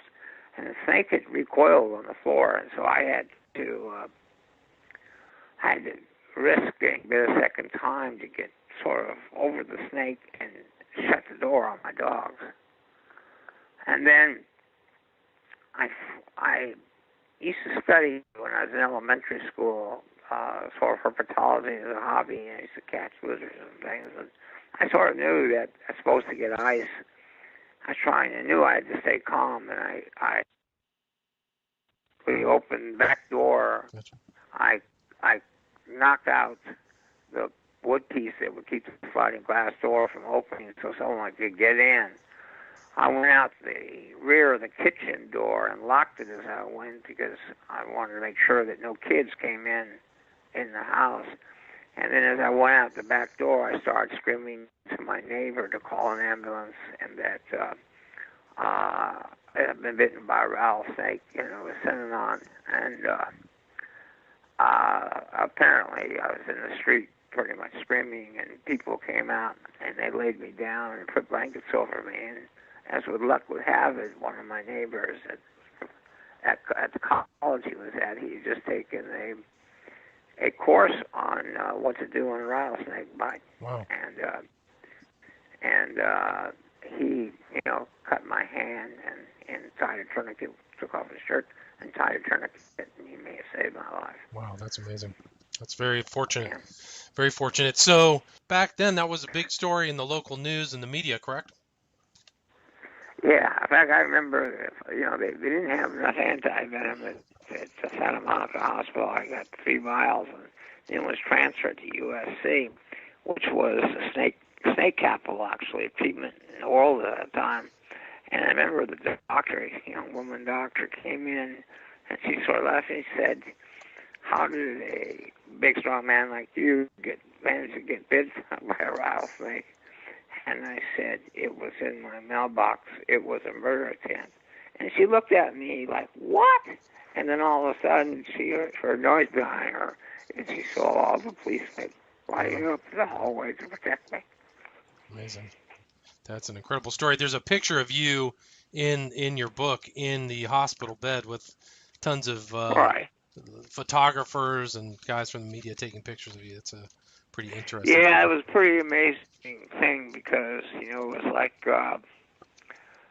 at the time, even though I'd see some new stuff on TV, I had no idea what was going on in the outside world. I didn't really have quite the sense of that this was the biggest news story in the world at this point. And so when they told me that they were taking me in the room to talk to some press, I just expected, a few media people. And when I was wheeled into that room, I was shocked. Yeah, it was a big story. Unfortunately, I gave such a big speech about how there was going to be more violence and more cult violence that two of the people who were there went to Jonestown and died. That's a remarkable story. You even merited a comment from William S. Burroughs, who said, hardcore Synanon members still believe the media put that rattlesnake in Paul Morantz's mailbox to discredit Synanon. Is there any limit to brainwashing? William Burroughs wrote. Yeah, it's become a famous quote. I feel kind of honored. I always remember Chevy Chase's comment on Saturday Night Live. What did he say? Well, he used to do this newscast where he was the newscaster, and he said, today, Synanon, the drug rehab, has announced that it's Christmas going out of business sale. So send in your checks early to get a rattlesnake for your very own mailbox. Wow. Oh, I didn't hear that. Yeah, it becomes sort of a national joke. Another one was, why did 1,000 Synanon people commit suicide? Why? To keep up with the Joneses. Oh my gosh. So what was the fallout from the rattlesnake bite, and how did that affect Synanon? Well, Synanon is pretty amazing. Dan Garrett, who was the head of the Synanon legal department, who had trashed and defeated everybody, finally he took it over running Synanon because Dietrich was now stone drunk and, was put in jail and everything. And when Dietrich sort of came out of it and found Garrett in control, he sort of pushed Garrett out. Howard Garfield had left just before the attack, and lawyer in San Francisco. A lot of people believe it was because they were planning the murders, and some people also think that there might have been some conversation about group sex. In December 1977, Dietrich, after his wife died, ordered all the couples to change partners. And so they didn't know what he was going to do next.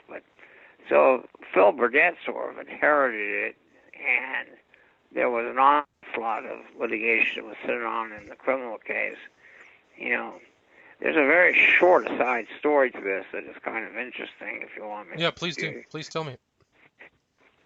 In 1975, I think it was, they opened the Federal Public Defender's Office in Los Angeles. They didn't have one until then. They only had the State Public Defender. And a man who had been framed by a detective in Buena Park and spent 2.5 years in the federal penitentiary, a private investigator for this new office was able to prove the frame and got him released from prison, and they arrested the crime lab guy who manufactured the evidence against him. And I went to do a story. I remember I was doing magazine article writing, so I wrote this for Coast magazine. And I went and interviewed the very first man to serve as federal public defender, and his name was John Vandekamp. And we sort of hit it off. And then he called me to tell me how much he liked the article. And I said to him, John, I know that you're going to be a politician. I know that this is just your first stepping stone, and I said that I hate politics, but I believe in you. And I said if you ever need to have a volunteer, or you need volunteers for something when you make your move to run for offices, you can call on me. And he never did call on me. But when I got to Rattlesnake, John Vandekamp was the district attorney of Los Angeles.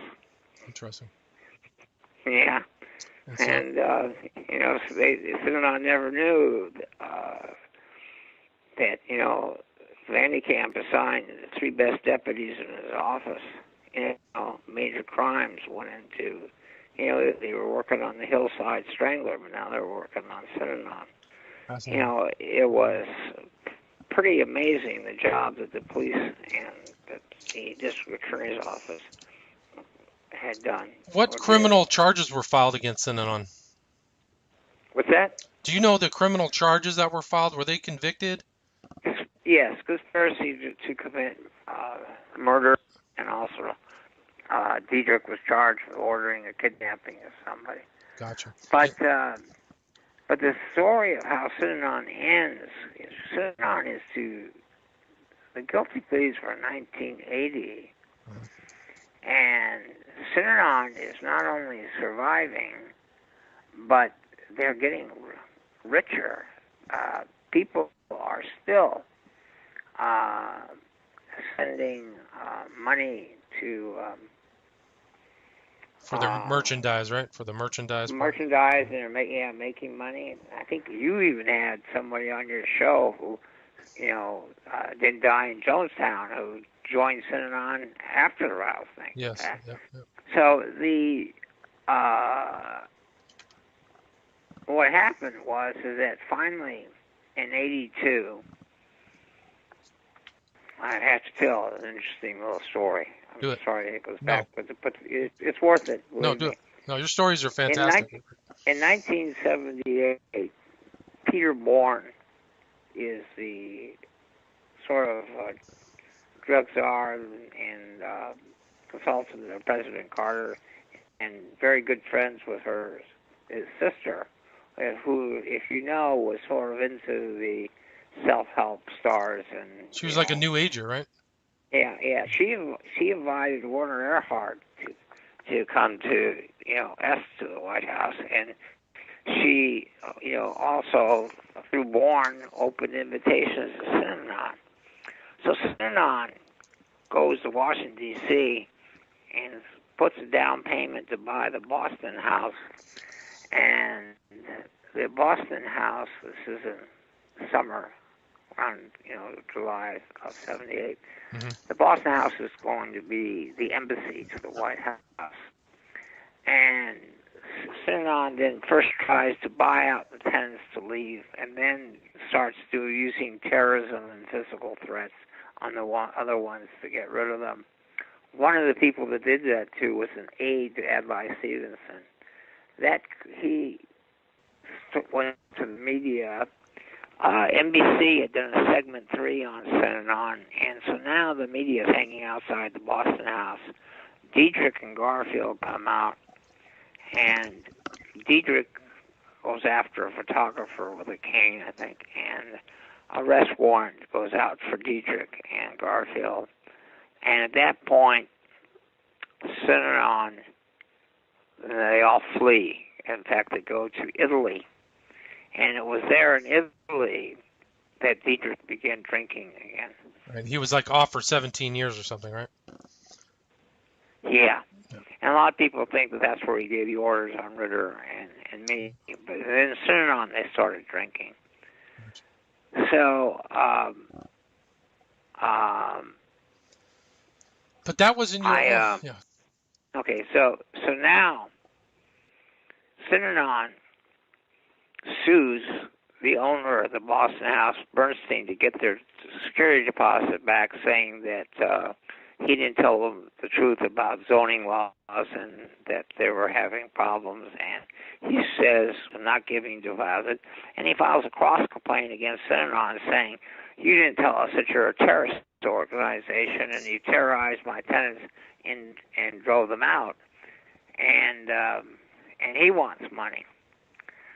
Now, that becomes very important. And the reason is, now 1982, the IRS finally says, you know, you got to pay taxes, you know, retroactively the last 3 years. And Synanon files a lawsuit to challenge that. And at that point, I get a phone call from the Department of Justice, 2 lawyers, Tom Lawler and Frank Hurst, who were really, truly great lawyers. And they called me, but they didn't know anything about Synanon. I remember they told me later, I actually didn't remember it, they said that when they called me, and they said who they were from the United States Department of Justice, they said I responded, "What in the fuck have you guys been?" So, anyway, they were there now, and I then became a consultant to the United States Department of Justice, and it sort of changed direction. Their case was sort of built around that time, that the money that had been taken out of Synanon into the private pockets of people, and to money paid over to Diedrich's bank account, and to the fact that there was no charity purpose. But there's another rule of law that says that even if you are a charity, there's no absolute right to not pay taxes. We do that on the assumption that you're serving the public good. We give you this gift. So we are making like a contribution to your charity. But if you do things that are against public policy, well, then we don't want to make a gift to you, and you got to pay taxes like everyone else. The United States Supreme Court rendered this case in the case against Bobby Jones University, which was running a college that did not allow blacks to date whites. So they said, well, that's against public policy, so we don't care if you're church-owned or not, you're paying taxes. And so what I said to them, I said, it seems to me like terrorism and trying to kill people is sort of against public policy. Right, good point. And by that time, we had the mass of documents of Synanon, which is another story if you want to hear how they were obtained. They were actually obtained by lawyers for ABC. That said, you know, beat them up, you know, going to go out and get the enemies, you know, knock their teeth out, you know, all these documents. You know, Synanon kept records on all their beatings, on everything they did. I was able to identify from documents, I think, 87 or 88 beatings. And that part of my book that you read gave details on the beatings were largely from Synanon documents. Interesting. That and police reports. And so, since we had all this in writing, and the tape that that I've had you listen to, was you can make a summary judgment motion. There's no issue that Synanon committed acts of terrorism and beatings, and therefore, it's against public policy. They have to be taxed, and their case is thrown out on a summary judgment motion. So they made that motion, and Synanon is filing its opposition. And while that's going on, in that case against Bernstein, the one in Washington, D.C., right, over the Brown House, they hold a hearing in which former Synanon members get on the stand and testify that after Diedrich was arrested for conspiracy to murder me, there started an operation in Synanon to destroy all the tapes and get them out and hide them, and to erase references to their existence in their computer system. There was 11 days of testimony, and at the end of the hearing, the judge issued an opinion that Synanon was guilty of destroying evidence relating to the issue of whether or not they were a terrorist organization, that the legal department was part of it and with knowledge of Synanon, and said, therefore, they've fought upon the court and denied the right to a fair trial and granted judgment to Bernstein. Now, there's a ruling in law that exists that if you lose on one issue in a case, you lose that issue on every case. We don't want second trials of issues where you can get conflicting rulings. So it's called collateral estoppel. If you have a clear ruling that the person's guilty of this, then in every case that's ever filed, he's guilty of this. So I actually wrote a letter, and I didn't even realize that it was me until I happened to find it maybe a couple months ago. I wrote a letter to the Department of Justice that basically said, it was giving them advice, and suggestions on the summary judgment motion, draft of it. But I said, because of the Bernstein ruling, couldn't we argue that it's against public policy merely for a charity to destroy evidence as to whether or not they're doing it charitable purposes or not, and that you don't have to even reach the issue of whether or not Synanon committed the violence. The fact that they destroyed the evidence relating to the issue in and of itself would be a violation of public policy. And they filed a second summary judgment motion on that issue, and when signed to the same judge, believe it or not, had the Nixon tapes before him. He must have thought it was a big deja vu. And he granted on that theory. He said that I've been asked to rule as a matter of law Synanon was a terrorist violent organization, and he says, and there is the evidence for me to do that, but it's not necessary because Synanon destroyed evidence intentionally relating to that issue and has lied to the court, about it. The IRS wins. And that was 1984. Synanon filed appeals that went through the appellate court system, but never got anywhere. And finally, the next lawsuit is for how much do they owe? And the judge hears that decision. He's adding up what is the value of the squares living there and working for free. What is the value of this? And he's coming up with all these calculations and theories to total $55 million. I thought reading it, what the judge was really saying was 1 + 1 equals you don't exist anymore. Gotcha. That was both the mathematics that he was using, Right. And so Synanon appealed that and lost. And in 1991, 13 years after the rattlesnake, the doors of Synanon closed. Wow, that was it. But that wasn't the last time you had heard, or you heard or seen Dieterich, right? Because you met him face to face, correct? Yes. Do you want to talk about that a little bit? Well, yeah, it's actually in both my books, but it was there was this rancher in Visalia, November of 1977. I remember when it happened because I got involved in June of 77. So when this story trickled down to me, it was really scary. Ron Eitzen was a 50-year-old something sort of redneck type, cowboy living in Visalia, driving a truck, to work and everything. And he had his 3 kids and his wife lived up in the Badger Mountains. He almost gets in a road accident with some Synanon people, and some words are exchanged. And he goes on a fishing trip while Synanon is taking witnesses in the car and driving onto people's farms looking for who this guy is. There were several encounters where guns were pointed at each other. And Dave Gilmore was bragging his mouth around to help us find this guy. We're going to beat him up. And if you ever have anyone bothering us and you want him beat up, let us know. Talk that was going on. And finally, somebody sees Eitzen's wife and recognizes her. And there's a big chase scene. And she makes it back to her place and calls the sheriff. And when Eitzen comes back, he calls and gets Doug Robeson on the phone and says, what's going on? And he said, we have a lot of people in here angry and mad. And he says, I'll call you back.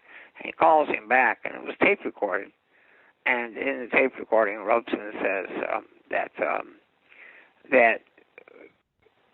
we'll forget it if you apologize. And he says, I didn't do anything wrong. I'm not going to apologize. And he says, well, I warned you. I'm not going to argue with you. That was your warning, And at 12 midnight that night, they came to the ranch, and they held his family at gunpoint. His son Jeffrey, I think, was 15. His oldest son took away his rifle, and Eidson finally surrendered his because they had guns pointing at his family. And then they ordered the family back in the house, and then about 4 of them with rifle butts began stomping on Eidson and said, we're going to kill you. Somebody says, the cops, figuring that his wife had called the sheriff, they said, we probably should get out of here. And he lived. He was in the hospital for a long time, and he actually shared with the Uba punks. It was around the same. Or not Uba punks, but he shared it with 2 kids who I think they beat up at a fire station in the hospital. So now it's 81 is when you 80 or 81, sorry. Yeah, it was 1980. Eidson contacts a lawyer named Ed Martin in Los Angeles. Says he can't get a lawyer to take his case. And Martin calls me. It was actually Martin's idea. But this became kind of a recurring event for you, where if people had problems with cults or some type of experience, they would either through the grapevine or just through research end up calling you. Is that correct? Probably for me, this was more a situation like you're in a war and you don't leave your buddies behind. Gotcha. They had beaten up Edson. They had this man had never gotten justice. It was like a hanging thread. Right. It was also necessary for me to say this on, you didn't chase me away. Gotcha. I guess my point is, Paul, is I was just saying that from other cults too, people would call you for advice or legal services as well. Isn't that true? Not just in yes. Okay, gotcha. Yes. In fact, the Center for Healing Therapy had sort of popped up around 1980, and I sort of put someone else on the case just to finish Edson. But the point that I want to tell you is that the statute of limitations back then was 1 year. This happened in November 77, and now we're in 1980. And so when we served them with the lawsuit, I used to fly up a 6-seater airplane to Australia and take air sickness pills. The one is that what we argued is that the exception to the statute of limitations is if you do something to prevent the person from being able to file the suit. So what we claimed is that Synanon, by doing the new religious posture and all the attacks it did and all its lawsuits and terrorizing Visalia, that every attorney in Visalia was too afraid to take this case. And particularly when they tried to kill me, there wasn't any way a lawyer was going to take his case. So I said, that's why he didn't file within the statute. He'd been trying all along. And now I'm here from Los Angeles to finally see he gets justice. I think, whether or not we were so right on the law, but the judge ruled in our favor, I personally think he was just so happy to see me. That's why someone was going to take him on. I believe it. And that's what led to your deposition of Dieter. Yes. So it was in that case in Visalia that I flew up to take his deposition. Now, in the ABC litigation, Dietrich had already blurted out about Edson, saying that, some country bumpkin had, messed with our people on the road, so, he had to be taught a lesson that our roads will be safe. A gun butt on the back of the head in front of his family is a good way of doing that.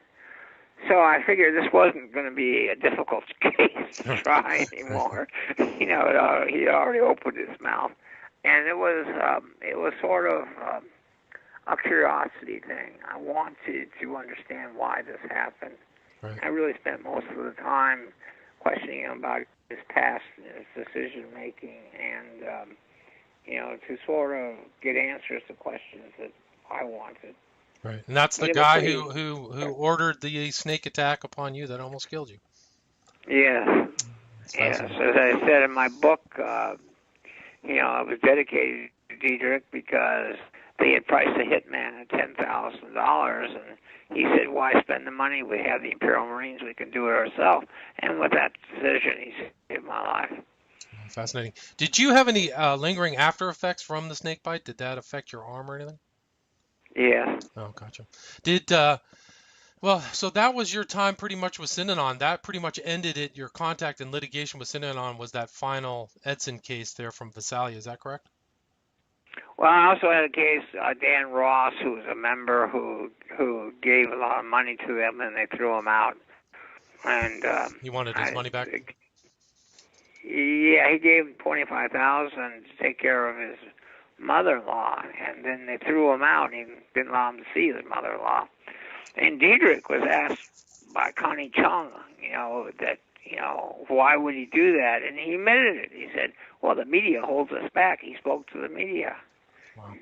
And so, that too was a pretty easy open. So they also threw him out of the game because he wouldn't donate his last money, and they picked him up by the ear, and that game was tape recorded, so we had the tape of that. Right. So these were. You thanked Connie Chung in the acknowledgments. Was that just for her reporting, or did you have kind of a personal? Did you stay in contact with her? I felt at the time that we had sort of a personal friendship, and the big reporters were Connie Chung, Nardis Kino, and Dave Mitchell, who were making Synanon their, the thing. Connie went up there, and I would call Connie and I'd say, "Do you know that Chuck Diedrich has a crush on you?" And I would tell her things that they were doing, preparing for her. And of course, I think I kind of liked that I could be at a party somewhere, and I'd say, "Watch this." So I'd, take the phone and dial, CBS, and I'd say, "Newsroom, please." And I said, "Connie Chung, it's Paul Morantz." And next thing, I'd be, putting the phone across the room. Connie's on, the phone saying hello.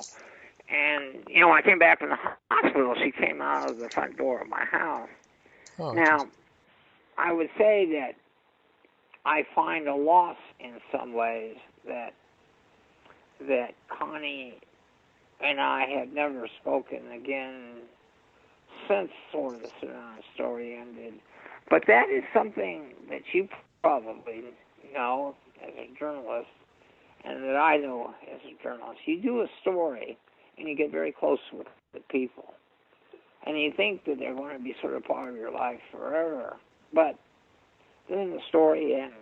A new story comes. You may move to a new city, whatever.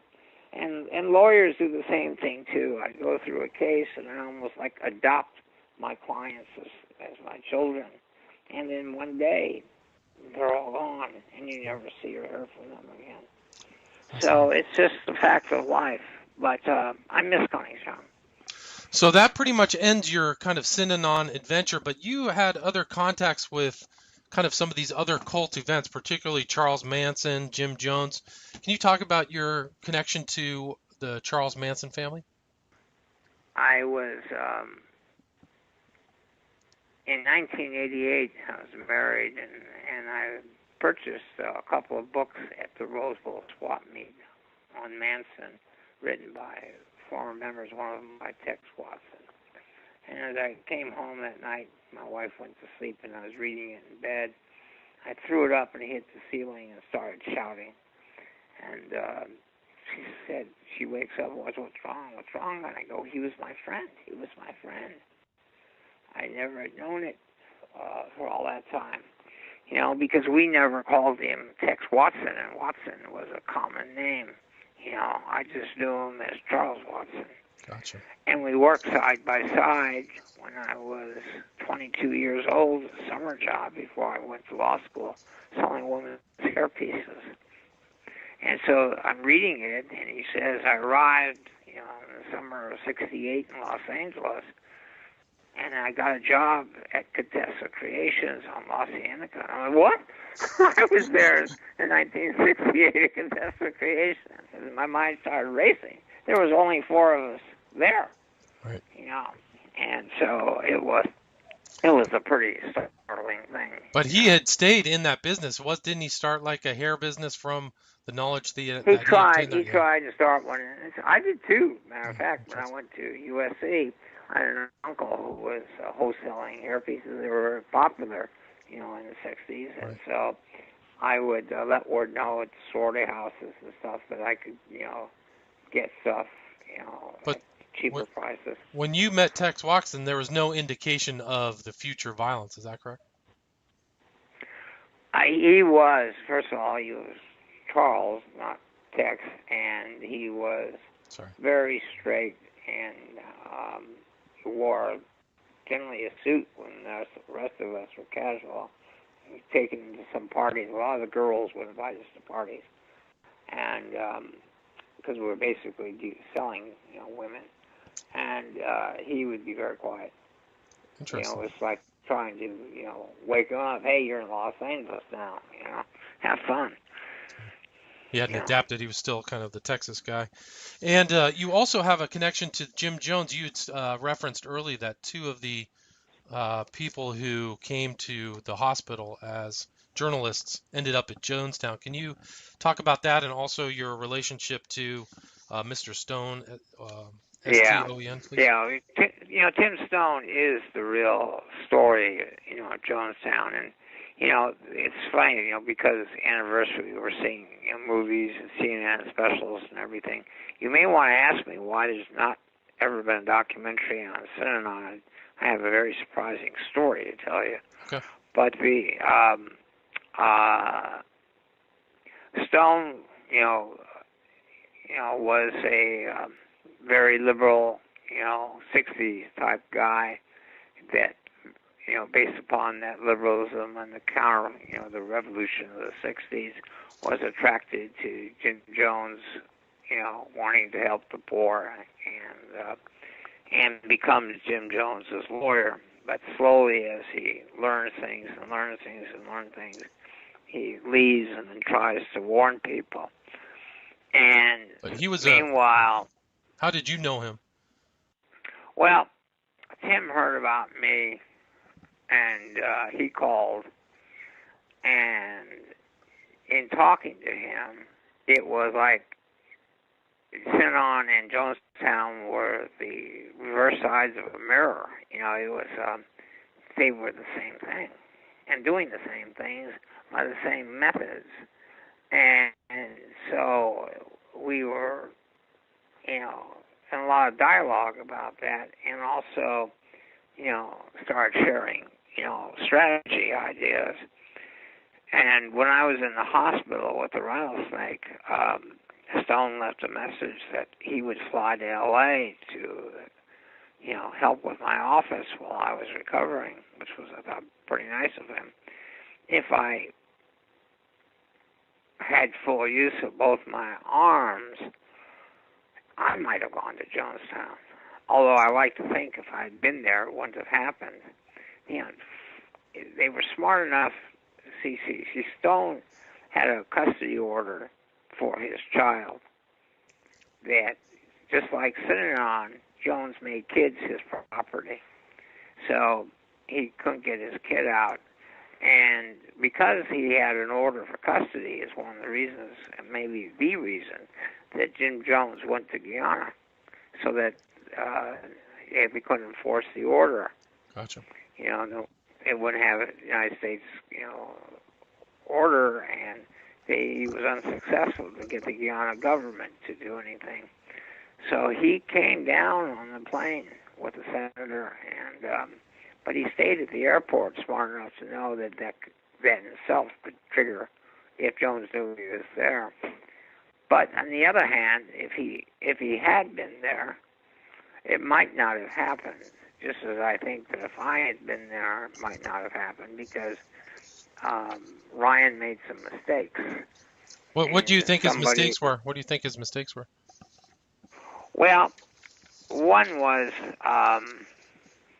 bringing the media in there at all. Unfortunately, politicians, want the media to, broadcast and publicize what they're doing to push forward their political careers. Interesting, a lot of people don't know, but Ryan was pushing a petition to pardon Patty Hearst at the time. And he probably succeeded in getting that done by his own death. But the media, I would have said, even all the media at the airport, that these guys believe that they're the great man in history. Diedrich went crazy over Time magazine when they did the story on Changing Partners. He expected to be Man of the Year, Time Man of the Year. He had people working to nominate him for a Nobel Prize. The reason he tape recorded, the reason Jim Jones tape recorded, the reason Richard Nixon tape recorded, is that they all wanted to preserve it for history because they were the great men. So once you bring the media in there, you're saying to him, you're going to be unveiled. We're here to, to let the world know. And so that was the first mistake. The second mistake is that when people asked to leave, when they were leaving, is they went to Jones and told him. That was the second mistake. What you would want to do is just tell the people, leave, walk out, just go for walks and we'll go in advance. We'll meet you at the airport or something like that. But once you tell them that people are going to leave, and they're going to leave with the media, they know what the stories are going to be from those people. Right. And that the jig is up. Right. And that's what made Jones panic, yeah. Yeah, that's what made Jones panic. And I knew enough at that time.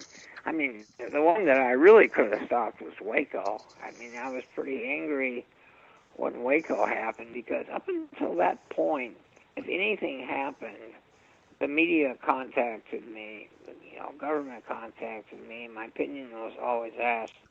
And Waco was the point where I sort of realized I was sort of forgotten. A new generation of media, new sets of politicians. But God, it's like, if there was anything I could have ever saved, I could have stopped Waco.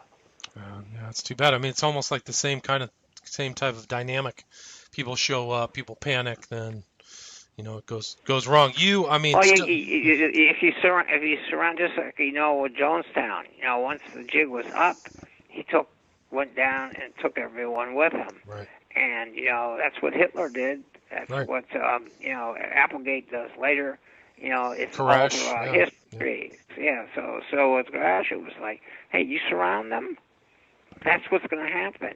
That's what the SLA did in Los Angeles. They wouldn't come out either. They burned. That's a good point. And then this poor guy Stone, his son ended up being a victim in Jonestown, correct? And you worked with represented some of the Jonestown families, right? Yeah, his son died. Yes, and then afterwards I represented a few of the families in the bank. Wasn't there a bankruptcy hearing or something? There was a bankruptcy proceeding. I represented the father of one of the photographer who was killed at the airport, and I represented relatives of many of the people who died. And you ran into Melvin Belli. He was a famous San Francisco king of torts. That was quite an experience because I tell you, I've heard legends about this man, and I was actually going to see him in person. And on the first day we were there, he gets up and he says, "I represent people shot, at the airport, and they should get all the money because no one gets money for committing suicide." And he says, "If I can't prove that Jonestown killed these people, I'll surrender my bar card." And he put his bar card on the table. I was, and I was next up, Right. So I walked up following, the great Melvin Belli. This is a guy who once convinced a jury that a woman in a bus case that her damages were she became a nymphomaniac for the bus accident. That's right, I remember. Yeah. Well, he used to have. People said. Yeah, he used to have a pirate flag he would raise after a big settlement. He would raise it in his offices. He had offices. He was at that time. I mean, Tom Girardi, I think, has surpassed him. But at that time, he probably made more money than anybody in history in personal injury.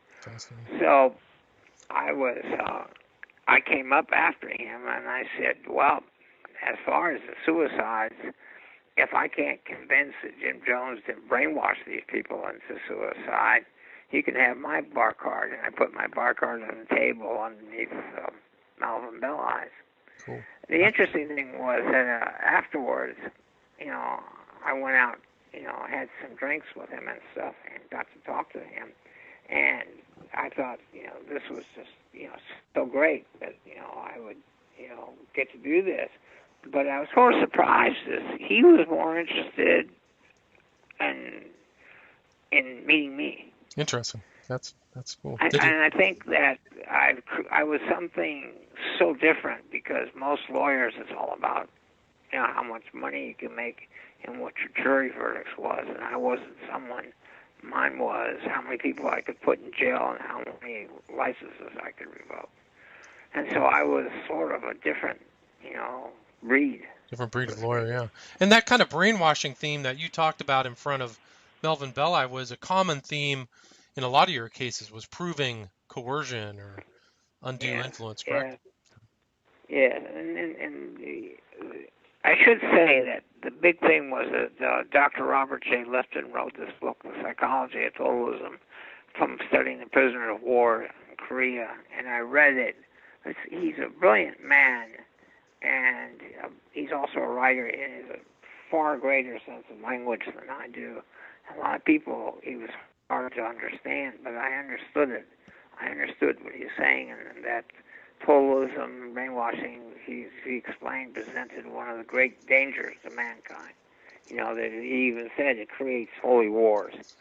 And, of course, Synanon called their thing the holy war. And, of course, today we deal with ISIS and everything. And it was, if you read his book and everything, or read my book, you sort of understand it. Well, you definitely cover the second book with Ted Patrick's Let Our Children Go, the kidnapper programmer. And that told me the story of what was going on in the United States currently in the 70s. And when I read Patrick's book, while I did not necessarily agree with his methods, I remember just saying, I'm in. I'm in for the long haul. Well, I mean, your book, Escape: My Lifelong War Against Cults, definitely proves that.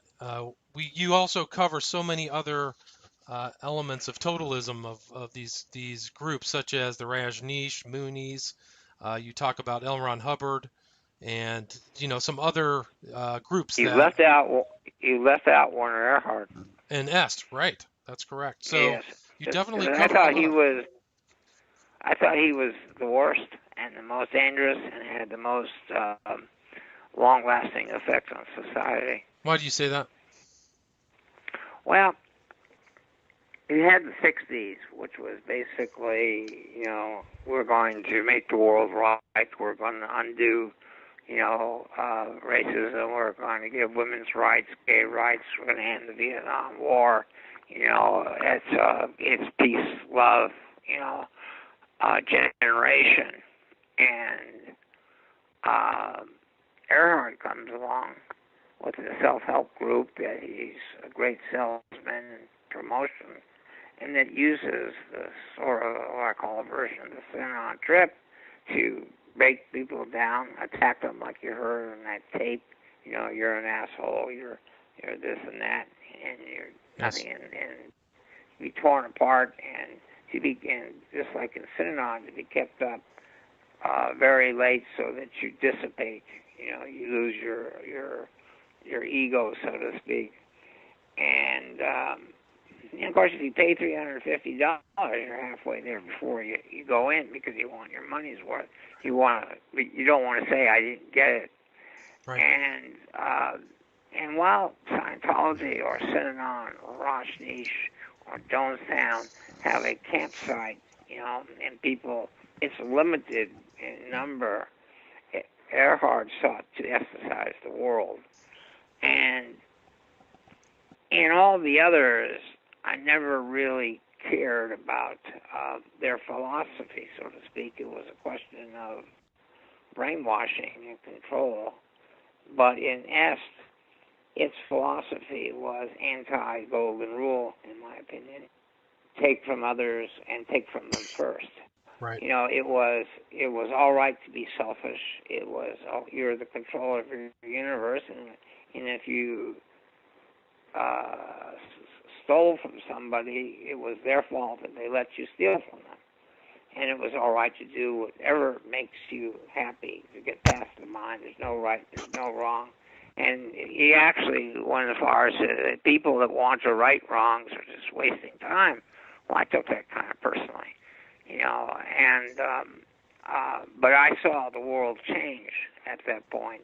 S was highly popular, and it was having an effect on, finally by the 70s, or, we changed from hippies to yuppies, and into 80s, greed is good, and to me it all sort of stems back starts with S. Interesting.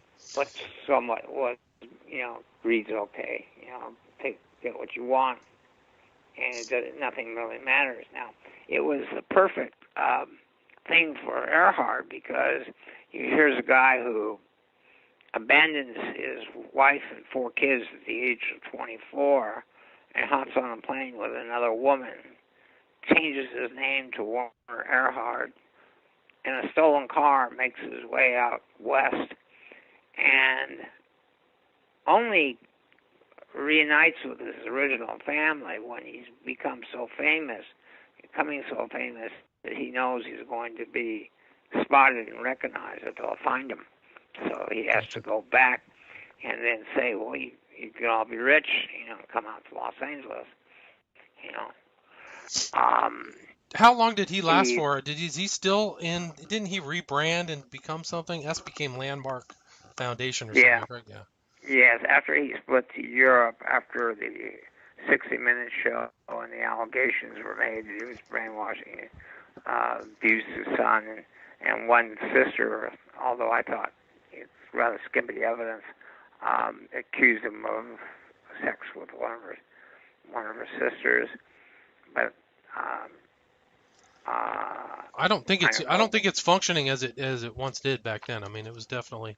I remember. Well, I think there was a bigger discovery out of the success of Landmark, and that is that, and followed by another guy, Ed Sieg, a guy who broke away from S and involved his own group, and I, of course, ended up suing that one too, because he was having sex with all the women. And I alleged that it was a form of psychotherapy, so therefore he can't do that.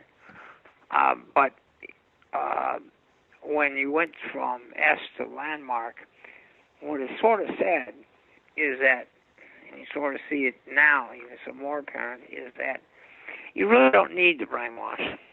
You don't really need to do that attack therapy that Synanon did, that S did, and the Rajneesh did. It's like, just get up there and say nonsense and emotional things, and people will cheer, and there'll be a group attachment. You don't have to do all this stuff. And I think Landmark was sort of one of the first times that you sort of saw that. Yeah, and I remember you wrote in your book that there's a pool of people looking for that kind of self-actualization. So these guys can just get a different group of people every time with, every generation or different area. Right. So I thought that was an interesting observation. They all move on. Now, you understand that Earhart, the mayor of Parlier, took the S training and felt that he got it, and he went to Earhart and said that our community north of Fresno is having problems. could you possibly help? And he agreed to train the entire community for nothing. And Father Lopez was a sort of leader of the underground, not sort of liking it because apparently, to make an example, one of them kicked the Bible, and this was a very, Christian community, right, yeah. farm workers, and they called Margaret Singer, who was an expert on brainwashing cults in San Francisco, and she called me and said, Paul, will you hop a plane to Parlier? And so I went. This was in June, I think around June of 78, and it was pretty horrible because to me, it was like I could imagine this is what happened in Nazi Germany. They had graduates spread out in the crowd to clap and cheer at the right moments and try to whip everyone else into clapping and cheering. But the people, if they picked Malibu or Beverly Hills or somebody like that where they're, into the more head trips, they might have been successful. But this was a poor farming community, and they weren't having it. Yeah. Yeah, largely they spoke Spanish, and they weren't having it. And as the trainer was realizing that the crowd was getting more and more hostile, he said, "Do you understand that we have a contract to do the entire Los Angeles Police Department?" And when I heard that, I realized what my job is done here. It's time to go back to L.A. Right. And Gates was the head of the LAPD at the time, right? Yeah. My old buddy Daryl Gates. Yeah, it's funny, but after this was all over, there was a time I was with a date at a restaurant, and they were kicking us out because they were going to do a comic roast. And I asked somebody, well, who's the subject? And they said, Daryl Gates. And I quickly turned to this guy. I said, are you one of the comedians who's going to be roasting you? He said, yeah. And I said, I'll give you one right now. He said, okay. And I said, what does Nero and Police Chief Gates have in common? What's that? They both fiddled while their cities burned. That's right. That's perfect. Well said. Yeah. So, I only wish I could have hung around to see his face. And I told him when it's all over, tell him that Paul Morantz, Well, didn't you at one point get recognition from one of the city attorneys for your work in the Synanon case? I remember reading that in your book. It was they gave you a standing ovation. What was that at? Mike.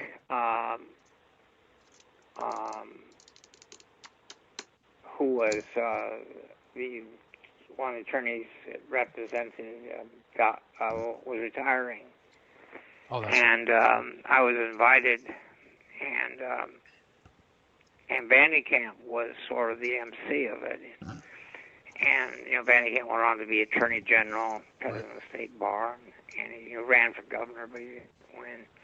And he said that he started recounting Mike Carroll's career, and that and he said probably the biggest case was the prosecution sitting on Chuck Dudrick. And he says, and Paul Morantz is here with us today. And at that point, I got a standing ovation, and I really was surprised. I just really was. I remember later the current Attorney General came over to meet me and shake my hand, and then when Mike finally spoke, he said the thing that he'll remember most about the office was the courage of Paul Morantz. Wow, that's amazing. How many years later after the Synanon case? It was 2000. It was 2000. So 9 years after they were gone, it was, I guess, 22 years after the state. In 2013, Santa Monica gave me a plaque. Cool. But I never received much from Los Angeles or much of anything. About 4 times a movie was almost made, twice green lighted, but for very, very different reasons. Well, you were going to say, why hasn't a documentary been made about the why not? I've been approached 6, 7 times for documentaries. Of course, now the guy who's making it is actually from England. But here's the thing. 1972, the San Francisco Chronicle does a story on Synanon, calling it the racket of the century. Pretty accurate story. The idea of it was, it wasn't any drug rehab, and it was all going into hot tubs and lifestyle. And Synanon, at that point, actually formed their legal department, and Dan Garrett and Garfield, I think, as a result and a reaction to that. Teacher named toilets. I said the Chronicle, San Francisco Examiner. Examiner, back in the day. And he called the toilets examiners, and we used to call the Chronicle the comical. Yeah, well, they sued William Randolph Hearst, who soon has his own problems with Patty running around with the SLA. Right. But the real problem of the case is that the guy who wrote it had been fired by William Randolph Sr. for fabricating a story inside China that he wrote from Hong Kong bar, and later he had spent time in prison on fraud, and somehow William Randolph Jr. hires him back, and it turns out he's only got one source, and this is really not a good situation for the examiner. To make things worse, the examiner lawyers apparently hire some ex-Synanon people to burlesque Synanon and steal some tapes, and they get caught and prosecuted and found guilty.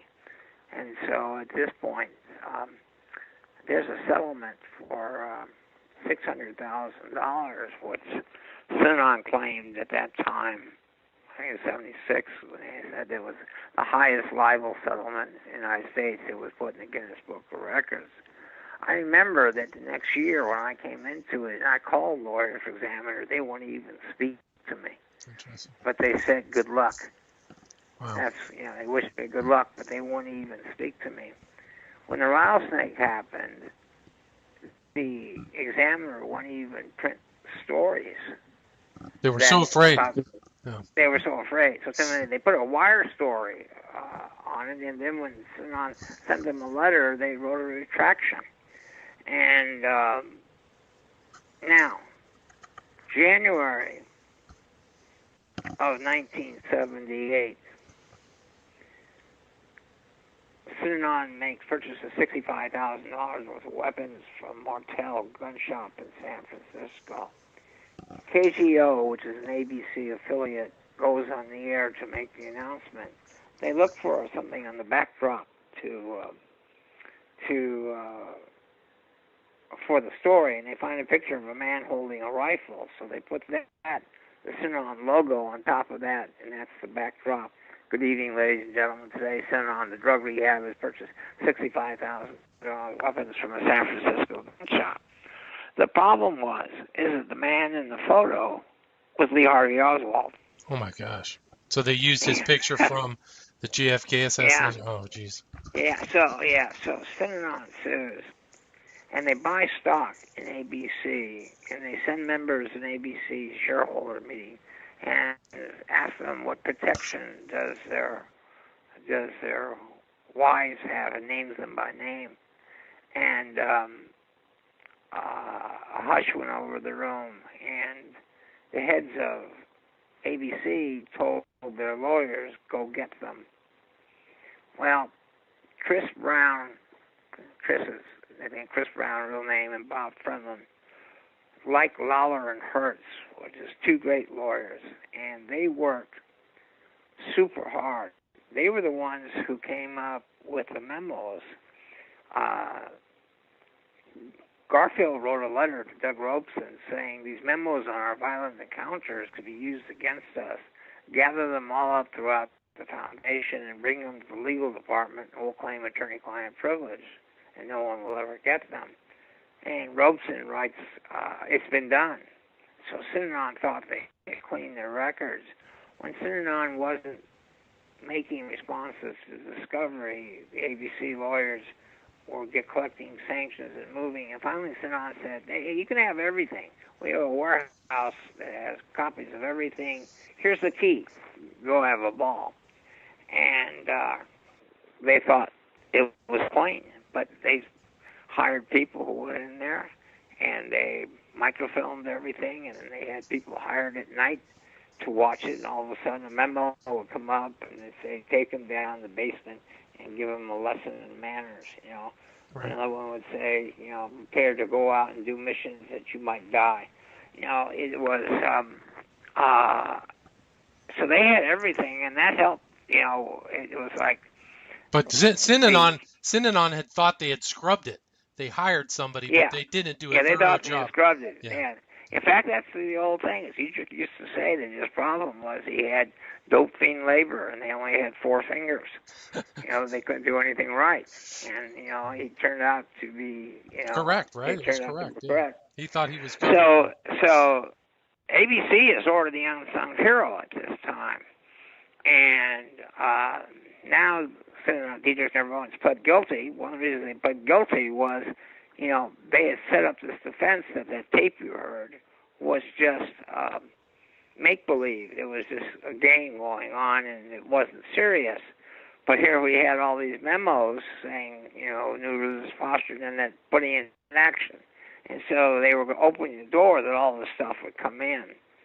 And so Synon had offered ABC something like $60,000 to let them drop the lawsuit.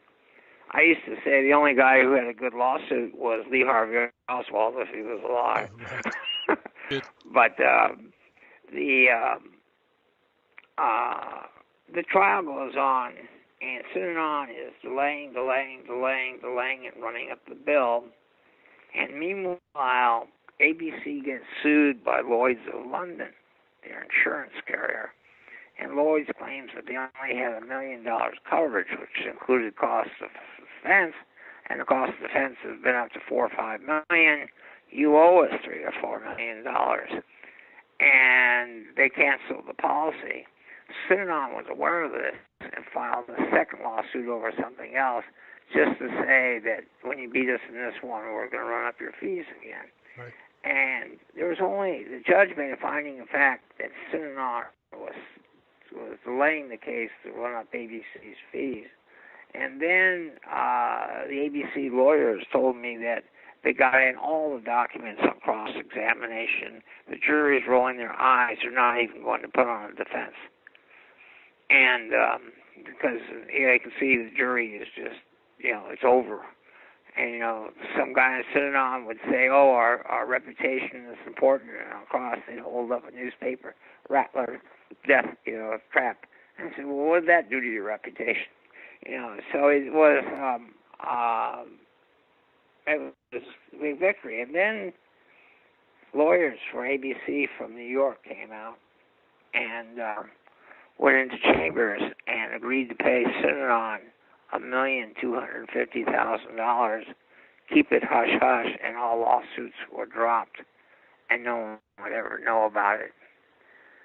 It got public only because I broke the news, because I was so incensed. At the time, ABC was making a miniseries on me and Synon. The screenplay had been finished. Interesting.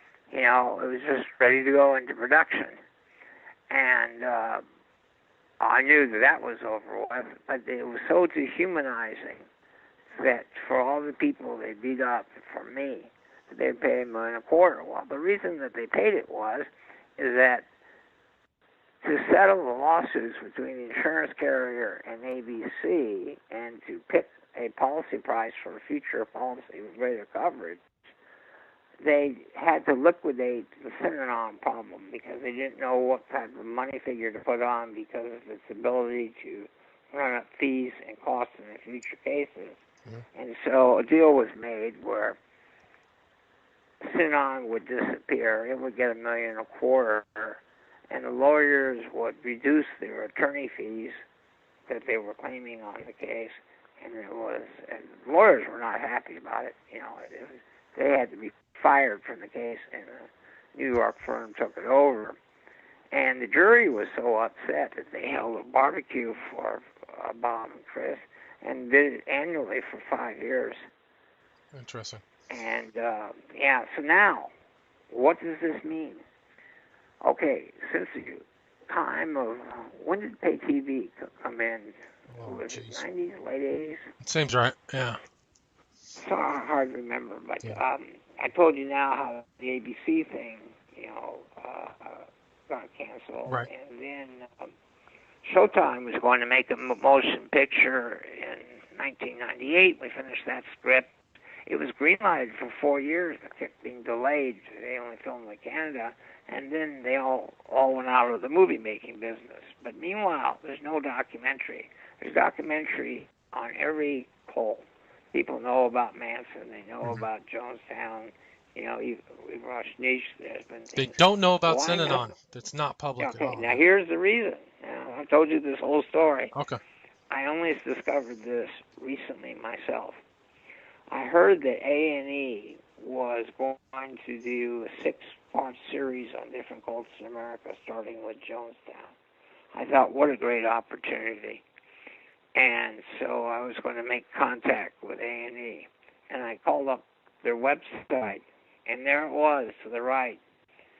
A&E, which is the History Channel at that time, it was doing all the documentaries,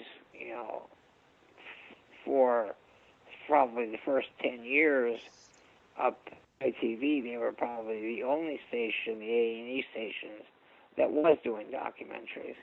Now we have CNN, now we have Netflix, right. And HBO, doesn't Amazon, all these other people are getting into the game, yeah. Yeah, but at this time, it was only A&E for years. And there on the right on the website, it said that A&E is owned by the Hearst Corporation and ABC. Wow, that's it. That's it, yeah. So you've There's been stalled and pushed back. Now I know that years. There was no way. In fact, probably contractually, they probably agreed. Even though Synanon doesn't exist to enforce it. But it's also, I don't think that ABC or the Hearst Corporation would exactly, you can't do the story without really telling you what I just said. So you're going to open your own wounds. When can we look forward to the documentary that you're featured in? Do you know when that'll be out or the name of it? I don't know. He did a film, and he's gotten some backing, and he's working on it. Okay, good. Well, Paul Morantz, I'd like to just kind of wrap this up. Is there any final message or anything you would like to tell the listeners? Well, if between my two books, Escape, it was written more for the public to educate by telling in quick, easy reading the factual stories. One chapter on Manson, the SLA, Jonestown, Synanon, Scientology. That without lecturing, without saying the commonalities is that you, by just being entertained by these stories, will see the similarities and you'll get it. It's without being sort of lectured to. And it was written to be entertaining. My other book, I've actually gotten the greatest responses from, which is Synanon people who say that it's ironic that the man who fought and brought them down has written the best book on Synanon, From Miracle to Madness. But it's 670 pages, and it starts in 1913. And so it makes you experience Synanon from its early glory days to the end, and you go through the changes with it. It isn't for everybody because, I think we're in what we call the Twitter generation. People are used to, things in a paragraph or two. Right. But for someone who really wants to understand human behavior, or to see Animal Farm or 1984 really in detail and effect and how it occurred, I think it's a classic book that. And both of those books can be had at Amazon. Is that correct? Yeah. And do you have a personal website where people can get copies? No, okay. I don't, but I do have a personal website that gives. What is that?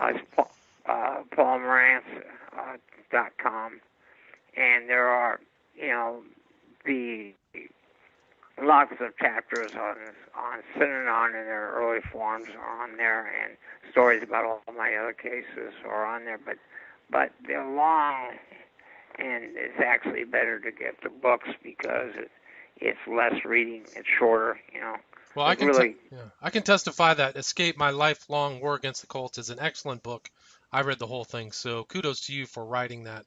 And your other book is The True Story of Charles Dieterich and Synanon by Paul Morantz, From Miracle to Madness. So those can be had on Amazon and www.paulmorantz.com. Paul, thank you so much. We talked for a long time. Now we just made 3 hours, so you're my longest interview I've ever done. Really? Well, the question is how many people will be asleep for 3 hours? I don't know. My listeners have long attention spans. They're not fully Twitter generationalized. They actually listen to these things. People put them on and drive or listen to them at work. So you never know. You can see. It was interesting. Thank you very Paul, much. Thank you. God bless. Have a